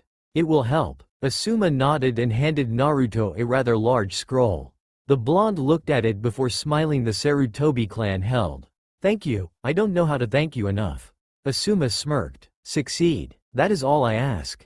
Of course he wanted Naruto to succeed. A lot of higher-ups have noticed that Minato had changed that day and not for the better, so this was an attempt to bring back the man they all once respected. Because as of now, they had lost a lot of respect for the man himself. I'll do it, Naruto replied with determination in his eyes. The blonde former Namikaze turned Ranmaiku found himself in a training ground with a running waterfall nearby the next day. To him, it was a peaceful little place that was perfect for what he was about to do. Asuma had shown him what to do, like how he should sign the contract and how to summon the intended animal he wanted. He had to sign the contract in his own blood, and that helped link him to these animals. Next, he performed the correct hand seals and added a large amount of chakra into the mix. He knew that summoning took a lot of chakra, and he had that due to him being the son of a formed Jinchuriki. However, he was not actually sure how much chakra he was supposed to put in, so he may have overloaded it. That proved true as large poof of smoke engulfed the area. The smoke was larger than it should have been because Naruto knew the Monkey King Enma was normal size. So the question is, who came through? He got his answer of the form of 3 voices in the smoke, which eventually dissipated to reveal the 3 beings. The first being the Monkey King himself, with the next 2 being 2 younger monkeys. Maybe a few of his kids? The Monkey King himself has all white fur, probably signifying his advanced age, with hair going down his back and fairly large sideburns going down to his neck. He wore a black suit with mesh armor underneath, over which he wears a sleeveless, kimono shirt with white fur trimmings and markings reminiscent of tiger stripes on it, which is held closed by a sash. Enma also wore a Konoha forehead protector, signifying his alliance with Konoha thanks to the 3rd Hokage. The 2 younger monkeys were brown-furred like most of monkeys, but the odd thing about them was the black hair done in usual spikes. The one with the hair spikes going all over the place wore an orange gi. The other one had his hair spikes going all upwards, and his clothes consisted of a pair of blue pants and an oddly shaped shirt that looked like it was also armor or some kind. He also had an air of superiority. Mnet took notice of the blonde right away, eyeing the boy white clothing with interest, having never actually seen a human wear such things like that, especially a ninja. He supposed it could be worse. The boy could be wearing orange like his grandson's best friend. The orange-wearing monkey spoke first as he ran right up to Naruto. Hello, are you our new summoner? Wanna be friends? Oh, and do you have food with you? Enma chuckled at that, having expected an outcome like this, and he shook his head. Don't mind him, young one. He is always a little hyper, and I will warn you that his appetite is monstrous. He paused as Naruto nodded with a sweat drop. Anyway, you probably already know who I am, but I will introduce ourselves anyway. I am the Monkey King, Enma. The former summon of Hiruzen Sarutobi, your 3rd Hokage. The one would rush to you with questions is my grandson's best friend, Goku. My grandson here is named Vegeta. Said grandson nodded arrogantly before he puffed out his chest and declared in a somewhat squeaky voice. That's right, and that makes me the prince of all monkeys. Fear me. With the squeaky voice, the effect of the threat was basically nulled out as both Naruto and Enma chuckled. Now that we are introduced, tell me boy, who are you? I don't recognize the last name. Enma demanded. Naruto nodded, not expecting the Monkey King to know. My name is Naruto Ranmaiku. My last name was formerly Namikaze. Enma raised an eyebrow at that. The son of Hiruzen's successor? Well, I had heard from the slugs about your predicament and am surprised that the Hokage has let you go that easily. Naruto smirked at this and said, he doesn't know what he did thanks to good timing and some genjutsu. Plus, with the name changed to that of Chaos, it shows that I am the chaos to my father's so-called order. Ah, Enma replied before a thoughtful look came to his face. Normally I have my new summoners lift me in my staff form. He paused as he eyed his 2 charges. Instead, I will accept you as our summoner if you can lift the combined forms of Goku and Vegeta's staff form. Cool, come on Vegeta. Goku cheered, much to his friends protesting. They then changed into a small red staff. Naruto raised an eyebrow at their form, wondering what the catch was. He soon found it when he tried to lift them. It was beyond heavy for something so small. So when he tried lifting it and fell on his face, he heard Enma chuckle softly, probably having seen this before, and grew amused each time. With a glare at the old monkey, Naruto tried again and again. Huffing, Naruto decided that he needed to look at this from a different angle. There just had to be a way to lift their staff form. His thinking, however, was cut short by the dual-voiced laughing from the staff. That made him lose his cool, and he tried again to lift it. An hour later, we see Naruto on the ground next to the staff as Enma looked on calmly. The blonde was exhausted as he had abandoned rational thought to lift the laughing staff. It was so irritating that it had shown that Naruto was capable of more than simple happiness, laziness, and apathy. He had shown more irritability today than for most of his life, sort of. So now he laid there, tired out of his mind, and he thought more rationally and decided that he would lift the staff with chakra. He got up, channeled chakra to his limbs and then to the laughing staff, who quieted down, and lifted it about an inch off the ground. Enma smiled brightly. Good, now we have a summoner once more. We shall work with you from now on. He paused as Goku and Vegeta turned back into their separate monkey forms, and that gave him an idea. In addition to that, Goku and Vegeta will be your familiars. They will teach you all you need to know about us, and I am sure you can teach them a few things. Awesome! Goku shouted as he ran up to Naruto and grabbed him by the arm, getting a confused look from Naruto. Vegeta was much calmer about things, and he too grabbed the other arm. Be grateful, human, that you have the Prince of Monkeys as one of your familiars. Also, judging by the confused look on your silly-looking face, you have no idea what we need to do to make us your familiars. It is simple, we need to create summoning tattoos on your arms.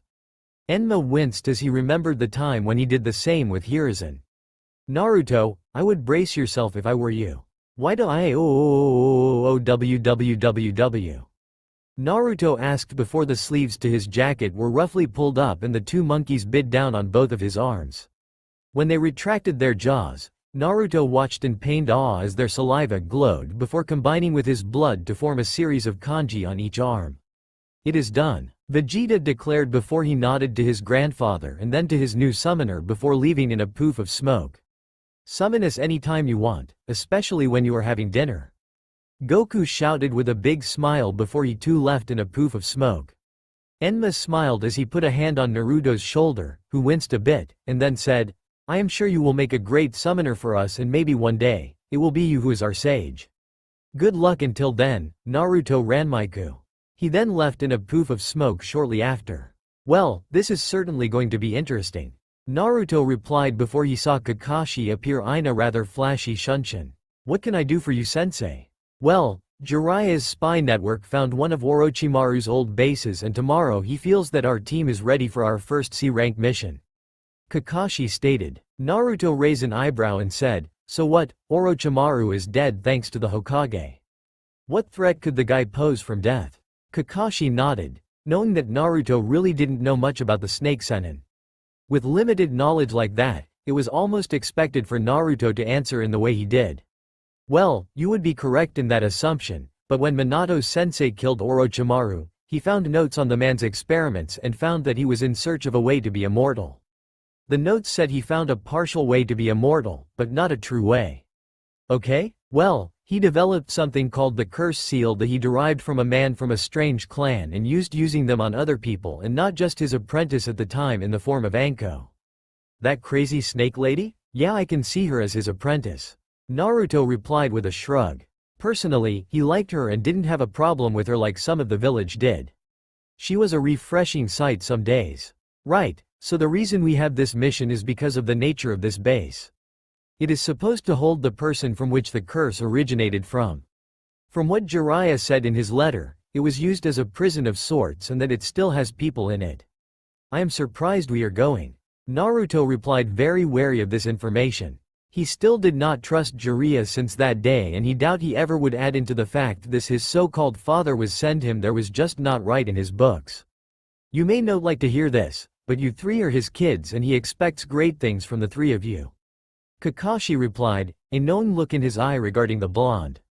You're right, I don't like it, and even if it is a ploy to get me killed and out of the picture, I will do this mission and succeed. It will be one step closer to fulfilling my plans. Naruto stated. He had taken to trusting Kakashi a little more. Not enough to actually tell him the master plan, but to give him snippets of it instead. On the off chance that Kakashi was a double agent, he would have just a portion of his trust. Right, Kakashi replied, wincing at how the blonde thought that everyone was out to get him. It really made him sad, and he wished he hadn't been so lazy before, even if the boy had Tsunade and Shizune to fall back on. He wanted the boy to feel that he could trust him. After all, he was just making up for lost time. Meet tomorrow at 9 in the Hokage's office. I promise I won't be late, this time. Kakashi stated. The blonde just gave the man a deadpan stare, now knowing what Kakashi was like. Naruto and his teammates just stared. This had to be an illusion of some sort, but even the Hokage couldn't find one, and the man was just annoyed now, letting the team stew alongside him. Why would this be happening? Well, Kakashi had been true to his word and was on time for once. Was the world ending? They hoped not. That would suck. What? The man asked, not understanding why everyone and their mother were staring at him. It is just that you are on time for once. Minato deadpanned. You don't even come on time when I call you for a freaking meeting. Well, this is a mission. Kakashi replied in a bored tone, like it was obvious. That just earned him more glares. Fine, whatever. Minato sighed. You and your team are to locate Orochimaru's northern hideout. From what our information says, it is a prison of sorts, and dealing with that dead snake's things, there is probably more to it. That. Or it is the hideout where he did his sick experiments. It is possible that Jiraiya got his information mixed up. What is the objective of this mission? Kakashi asked. Minato stared at Kakashi's team for a moment and then said, the origin of the curse mark is in there, and I feel that knowing about this could in fact destroy the curse mark if we ever have to. Understood. Kakashi replied as they filed out of the room. They never noticed Minato's dark smirk in his blood-red eyes. Oh, there is more there, and I know it is far more dangerous than you think, Kakashi. Then another voice spoke as they came from out of the shadows of the room. And it is a great way to get rid of that brat, but I am sure the others will return. It was Kushina with a darker smile than her husbands, and her eyes were red as well instead of the normal violet. Plus, there was a dark aura about her in the form of black lightning streaking around her form occasionally. Now why didn't I think of that? Oh wait, I did. The both replied in unison and very creepy-like. However, dark moment only lasted a second as they blinked and everything was back to normal. Shaking his head as if in a daze, Minato looked at his wife and asked, "Are you okay?" It looked like once more that Kushina had a headache as she was holding her head. I'll be fine. I just take a nap when I get home. Minato nodded but didn't say a thing as he watched her leave the room. Those headaches and his apparent dizzy blackouts were becoming more frequent, and it was starting to bother him as to why this was happening. Taking a look at the paperwork on his desk, he decided to figure it out later. He had too much shit to do. Why did he accept this position again? When I die, I am so going to punch you for this, Hiruzen. He muttered as he went to work. Well, this is one step closer to becoming true ninja. Menma stated as he walked along the path with his team. He had his hand in his pockets with a bored expression on his face. Yeah, a C-rank mission was good and all, but he was a Jinchuriki and he felt that he needed more challenging missions. Hey, we are lucky to get a C-rank mission. Keiru stated. We are still genin, so we must work our way to the top. Says who? The lowly stooges in the village? Faye. We are Jinchuriki, we don't need to be classed with them. Menma growled. The only reason we are still genin is because we have to look out for the piece of shit. His name is Naruto. Keiru snapped. Naruto himself just grunted, already bored with his so-called brother's one-track mind. You should be lucky you got this far. And what is that supposed to mean? Menem asked in a dangerous tone of voice. If you lived in another village, you wouldn't be on the high pedestal you are on now. No, you would be the lowest of low. On par or lower than street rats. Naruto replied. Faye, I would just kill all those who made my life hell then. Menma stated with authority. Oh yeah, that will do you good in the long run. Naruto replied sarcastically. What do you mean? Keiru asked, curious as to what the eldest of the three triplets knew. I heard that the Jinchuriki of the Mist, the holder of the three tails, is now the Mizukage, and he basically said to hell with the bloodline users. So now that place is a huge civil war. Kakashi, who had been quiet up until this point, decided to speak up. He is right. You can't have that mentality in the ninja world, Menma. Yeah, well. Whatever, at least we don't have to deal with that shit in Konoha. Menma replied with a snort. Wrong again. Naruto replied. Pieces of shit like you don't count. Menma stated. Not what I meant. Deadpanned Naruto. I meant that if you read some of our history, something I did once while bored, you would find out that a man named Danzo, if he had gotten you and Keiru as babies, you would be nothing but emotionless tools to him. Scary. Whatever happened to him? Keiru asked. Menma wanted to know as well, but he kept up his uncaring look. The Hokage disbanded him and his group, although the man is still a member of the council. Kakashi supplied before looking at the sun and sighed. Damn, we need to hurry this up. Let's go. The three genin nodded before they all took off at a normal ninja's pace, zipping past the trees as they made their way to the underground base they needed to go to. All the while, Kakashi wondered why Naruto had told them that information. Menma was thinking about what Naruto said and it made his paranoia skyrocket. Not that he let it show. When they made it after a day and a half, they were a little annoyed that it was in a land with absolutely no trees. No cover except for the outcroppings of rocks that protruded from the land.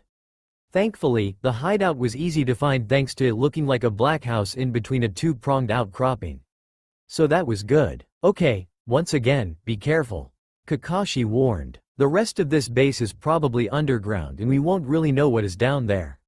Right. Keiru saluted with Menma shrugged and Naruto nodded. Kakashi slowly opened the door to reveal a one-roomed house. Thankfully it was not booby-trapped, so they quickly walked in and started looking for a way to get to the lower levels of the base. As they moved around the room, Kakashi took in more detail as he was trained to do. The place, while only having one room, was very plain. Rotted wooden floors covered the floor, a moth-filled mattress off to the corner, and broken table at the center, and that was it.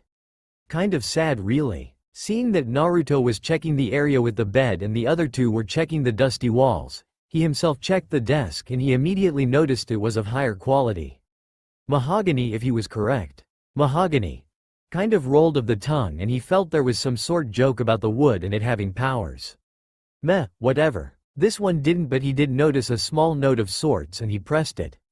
That was when the room shook violently and the floor underneath him gave away, making him fall into the darkness below. Kakashi-sensei. The three genin shouted before they disappeared from the room as well. Naruto and Menma, who were both by the bed, fell through the floor as if it was only genjutsu. Odd. A genjutsu over a trap door. The same happened to Keiru on the other side of the house. Their mission had truly begun now. The trap doors had turned into slides of sorts and they each rode down one down to the ground. However, they were separated and Kakashi found himself in another room with a single down at the other end. What caught his attention though was the writing on the walls. Stuff like, "Shut up bitch," and, "Too many variables," scrawled in a frantic writing down in chalk and blood. Yeah, this is probably where the man did his experiments. Kakashi deadpanned. When he reached the door, he found another batch of odd writing above it. The cake is a lie? I wonder what that is about. He asked himself before shrugging it off as nonsense and walked through the door. Oh that poor soul. Get the fuck off me loser. Menma growled after Naruto and him landed in a pile, with him being on the bottom. Sorry, that was weird though. No shit, Menma commented. Now let's go. Where? Naruto asked. Forward of course. Menma replied in an irritated manner as he pointed to a hallway. And why should I follow you?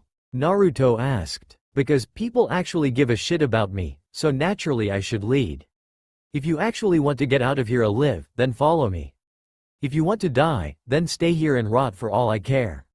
Naruto watched as Menma stomped off down the hallway. Naruto shook his head with an irritated look and went after him. Keiru sighed as she rubbed her sore butt from where she landed. Damn, didn't expect that. I thought it would have been a series of stairs, not a freaking slide. Oh well, it didn't matter in the end to her. Now she need to find the other, get their objective, and get the hell of this creepy place. Seriously, who had the time to etch all this snake patterns into the wall and why would they do it in the first place? What was wrong with people? Shaking her head, she continued her walk down the creepy hallway, only to see a door to the right that was glowing from the light on the side. Carefully, she opened it to reveal something completely different than what she expected. Yeah, this is about what I expected. Menma deadpanned quietly as they entered the room to see experiments of all kinds lining the room, and it was kind of creepy. No wait, there was a man in a lab coat cackling madly in front of a large tank of water. Or at least they thought it was just tank of water, because the next moment, a pair of eyes showed up and just stared at the cackling man. So more than kind of creepy. What's the plan? Naruto asked reluctantly. Simple, we take this freak out. Oh? She's hot. Menma planned and then was quickly distracted by a redhead. Said redhead was wearing a purple top that showed off her midriff, a pair of black biker shorts with black ninja sandals. Plus her eyes were red. So that was new to him. You know, most redheads are Uzumakis. Naruto deadpanned. So? She must be a cousin or something, so not directly related. Menma replied. Okay, one other problem. Naruto replied. What? She is obviously on their side. Naruto replied as they watched her interact with the man, who seemed to scoff at what she said and then smack her. I am pretty sure she can be persuaded to join us. Menma deadpanned. They then watched as the girl pushed a nearby button and the wall opened up to reveal a girl in another tank, which she could easily get out from the top. Still, she looked sad. Why? Well, maybe it was the scales on her skin that neither boy had a problem with. Her too? Naruto asked. You bet. Menma replied with a smirk, thinking that if he saved them, the girl would get with him. However, he didn't get to make a big entrance to save the girls because the red-headed one suddenly turned around and shouted, Who are you two? Karen, who are you talking to? The man asked. Dr. Amachi, they are our saviors. Karen declared. Truthfully, she was hoping that because after Orochimaru died, this man took over with the experiments and life sucked her. So naturally, she would take a chance at getting out this place and away from that man. However, the good doctor just rolled his eyes. Oh please, you think that everyone that comes here will come to take you away, you silly girl? Someone has to. Karen growled. Ha, you, Isaribi, and Suigetsu are stuck here with me.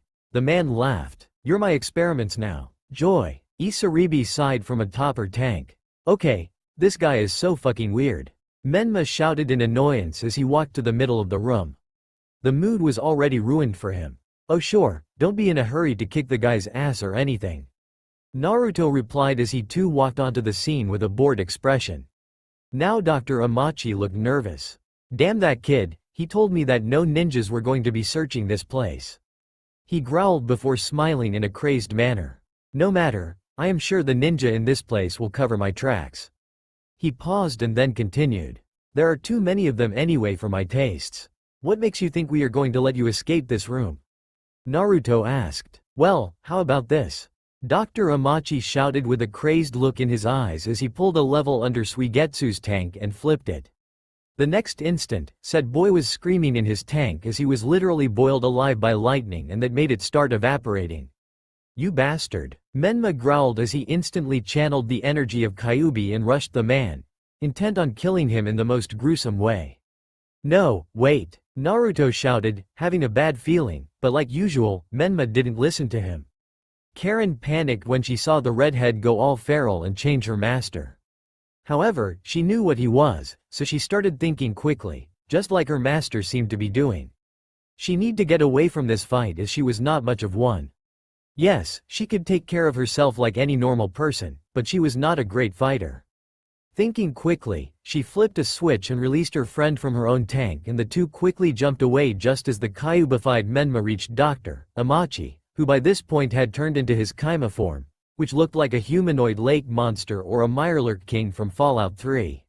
Not expecting this sort of resistance, Menma was easily gut-punched upwards and then kicked into Suigetsu's tank, where he was electrocuted alongside the teen with the ability to turn himself into pure water. This served as the perfect distraction for the man because Naruto, Karen, and Isaribi were checking on Menma and Suigetsu. They never even saw him leave and alert the ninja patrolling the hallways.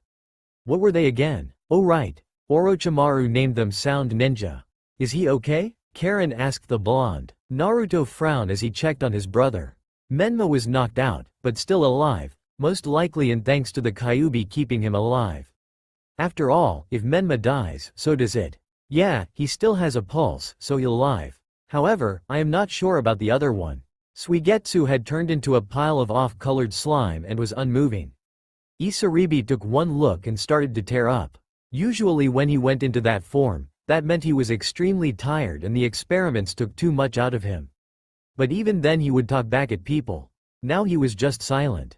Suigetsu? She voiced. The slime like out on bubble before collapsing into full-on water. Lifeless. Oh no, Isaribi cried. They had been close and she didn't know how to deal with this. Her best friend was gone.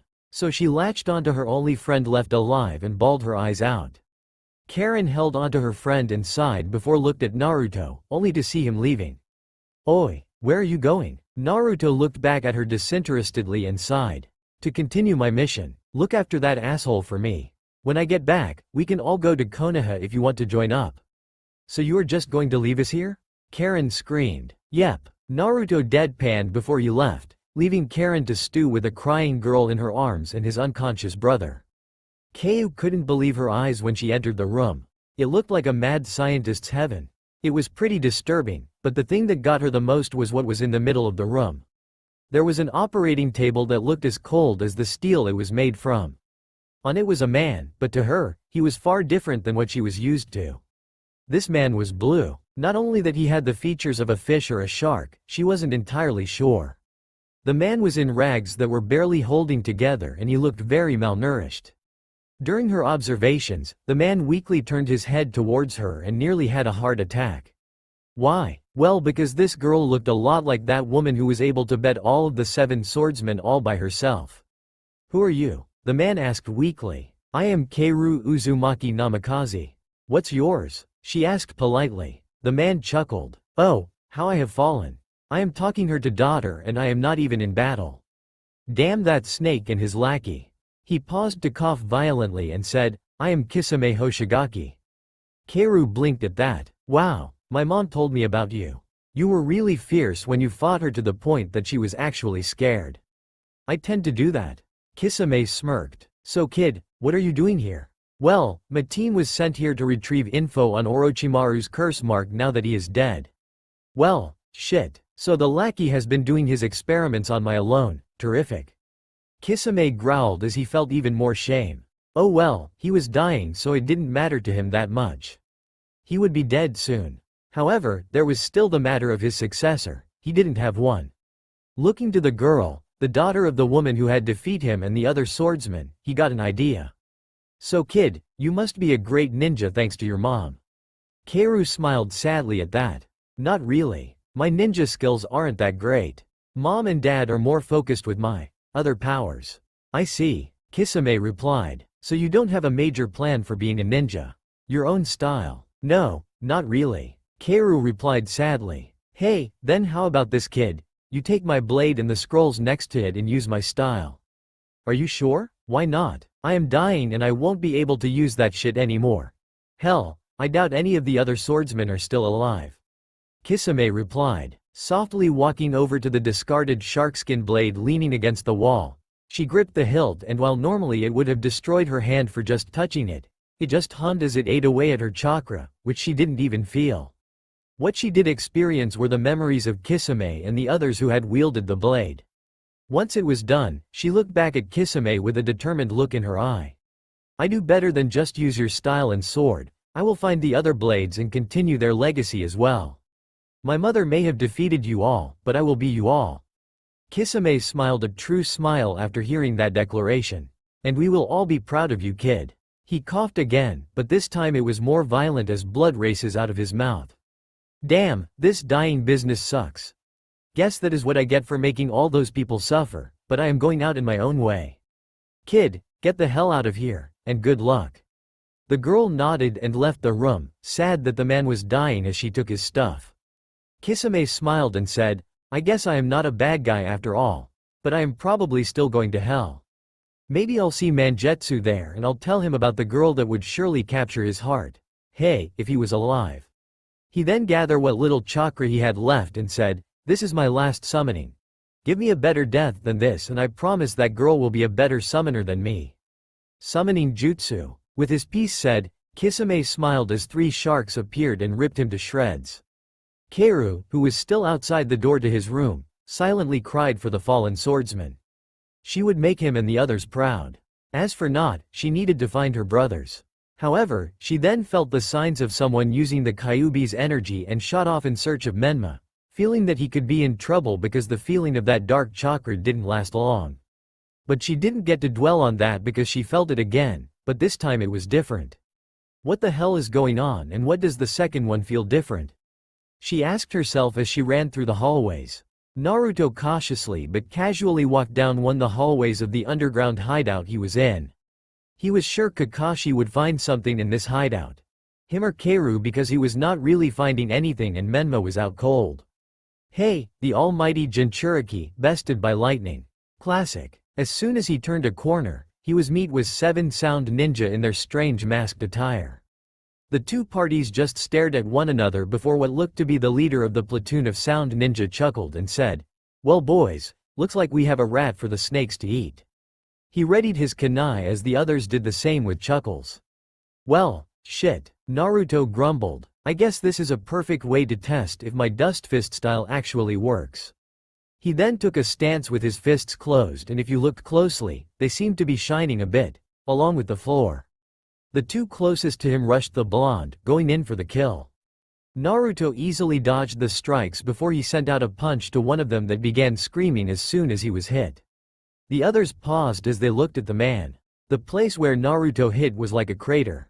Most of the skin was gone and there was bloody muscles showing. Now they were more cautious of this kid. As the one guy bleed out of the floor, the next 5 rushed the blonde again, sending out kunai, shuriken, and their fists at the boy. Thankfully, Tsunade had helped him with his taijutsu, so he easily adapted to the fight as he twisted around the strikes and sometimes even punching the bladed weapons away.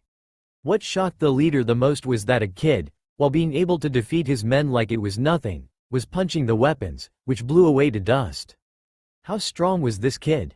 However, he didn't get to contemplate any more on that development because his men were on the ground, not only suffering from their strange wounds that looked like something ate through them, they looked to be gasping for air. What the hell is going on? Simple, they can't breathe. Naruto replied darkly. The man looked at the young ninja, slowly making his way towards him. It looked like death was following the young ninja as the sound ninja was staring to freak out, especially with Naruto's sharp eyes directed only on him. My dust fist style is actually pretty dangerous. It allows me to coat my fists and feet with minuscule balls of the dust release technique. So when I punch you, I am literally destroying your body with a simple punch or kick as that part is turned into dust. However, you have yet to see the shine on the ground. What shine? The man nervously shouted out. Naruto's smirk grew even darker. Oh, you really did miss it. Well, let me tell you, since you won't be alive much longer. While the dust release can let you turn people and things into dust and then help you manipulate the weight of certain things, it can do so much more. You can't really see it, but dust is there in the air, but only in small amounts. I like to create more ground the ground and use it like magnet release users use sand and other metal. Naruto lifted his fist and the man froze, not from his own actions, but because of the pain he was in. I can see it in your eyes that you have figured it out. Naruto continued. Dust is easily breathed in through the air. It is now inside your body and with it, I can easily kill you. The man looked at Naruto in panic at this. In fact, I will. With that, Naruto clenched his fist and the man screamed out loud and then died as blood raced out of his mouth. In truth, the dust settled in the man's lungs and then spread itself through the bloodstream. Then, it all turned sharp and rushed to the man's heart, cutting up his veins and his heart in a matter of seconds. Quite painful compared to what he did to the others. All his did to them, after punching away their skin, was suffocate them. Naruto looked at all the dead man around him and sighed heavily. This had been his first kill. However, he would have to deal with that shit later because he still had a mission to do. Still, that didn't stop him from throwing up his breakfast. Shaking his head to clear his thoughts, he walked away. Soon he found himself in front of a large steel door. It looked like it was meant to keep something in. Raising an eye, Naruto decided to open it and see what was inside. He was met with a dark room and someone cowering in the corner. Hey, you okay in there? Naruto asked. Yes, now close the door and leave me alone. I am a danger to everyone. The man shouted. Why? When Kimimaru was alive, he said I was the source to something called the curse mark. The man shouted again. But my body is much worse than that. I am a monster. I want to kill everyone. Okay, so the good news, he found the source of the curse mark. The bad news. The guy was nuts from being in a dark room for a long time. Terrific. Listen, I have friends back home that can help you. No, I am a monster. The man screamed as his voice changed and he stepped into the light. His body was changing right before Naruto's eyes. One whole half of his body was turning gray and adding weird additions to it. Before Naruto could take a closer look, the man with orange hair rushed him, forcing the blonde the duck and reluctantly punched the man. However, that is where the problem started. As soon as Naruto threw his punch and it connected, nothing happened and Naruto had to dodge again. What the? Thought the dust fist style was combat ready. He frantically thought as he dodged the punches sent out by the man. Naruto tried again and again to try and make his dust work, but nothing was being eaten away or anything that he could see. Finally, he was able to see something small just as he was punched to the other side of the room and into another room. As he lay there dazed, he remembered a small note in the scroll on dust release. That's right, dust release works differently with nature chakra and those in active sage mode. All the dust release does in that situation is eat away the chakra and not the body. He paused in his thoughts as he got back up and saw Jugo stalking into the room, looking like he lost his mind. Yeah, there is it. The parts that I punched have returned back to normal, like whatever was in him is now gone. Could be from a clan that unconsciously uses nature chakra?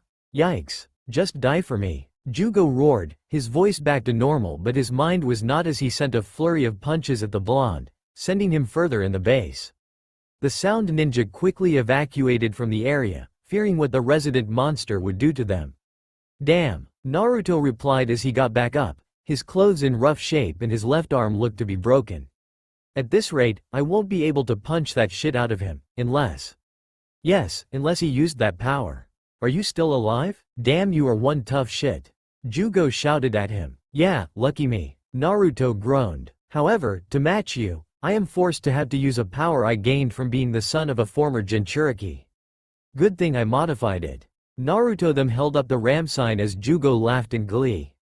Suddenly, seals appeared under his shirt, making it look see-through for a moment and then he erupted with power. Ranmaiku Zenshin. Jugo watched a Naruto seem to hunch over as a dark red aura exploded around him. Naruto's eyes turned red with an animalistic quality about them and he gained the same whisker marks on his cheeks that his siblings had, but they were far fiercer. Finally the aura itself felt dark with emotions such as hatred and anger, but mostly anger. Plus, there were dark lightning-like strikes running along his frame every now and then. You call yourself a monster, then fine. Let's fight as monsters. Naruto roared as his muscles bulged and the two rushed each other, Naruto's broke arm having been healed when the Chaos Drive had been activated. It was no contest because Jugo never stood a chance. Because Naruto HTI him with a full dust punch that made him feel far weaker than before. Then another and another. Jugo, in his correct crazed state, stood no chance against an anger-filled Naruto. Punch after punch came to his person as his body tried to refuel itself with the nature chakra, but it was useless. It hurt too much to fight after long and he was too weak to even get back to his feet. However, that didn't stop Naruto in his blind rage. While the Chaos Drive was useful, Naruto barely had control and he let his anger take control. This form was capable of rational thought, but it tended to make him act like a berserker and he often went too far in training with it. Naruto roared as he uppercut Jugo into the air and then went through a few hand seals.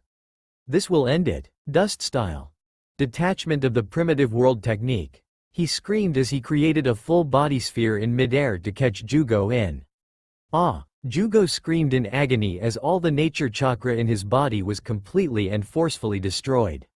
For him this technique also temporarily stopped his body from absorbing more nature chakra for a good long time. Naruto slowed walked to Jugo's downed form and the two stared at each other before Naruto sighed as he forced the chakra of the Chaos Drive back deep inside his body. He hated being reminded that he was her son and unfortunately, he couldn't get rid of this dark chakra as it was part of his system and it just refilled itself. Jugo stared at the blonde in fear and in amazement. He had stopped the flow for the time being. The blonde and all but defeated him and he had a chance to kill him but didn't. Maybe, he should take Naruto's offer. Now, will you join me to the leaf? It took Jugo a minute to answer, but he did with a weak, yes. Naruto? A voice asked in a bit of shock. Naruto looked back in a bit of panic to see Kaoru behind him, looking at him with wide eyes.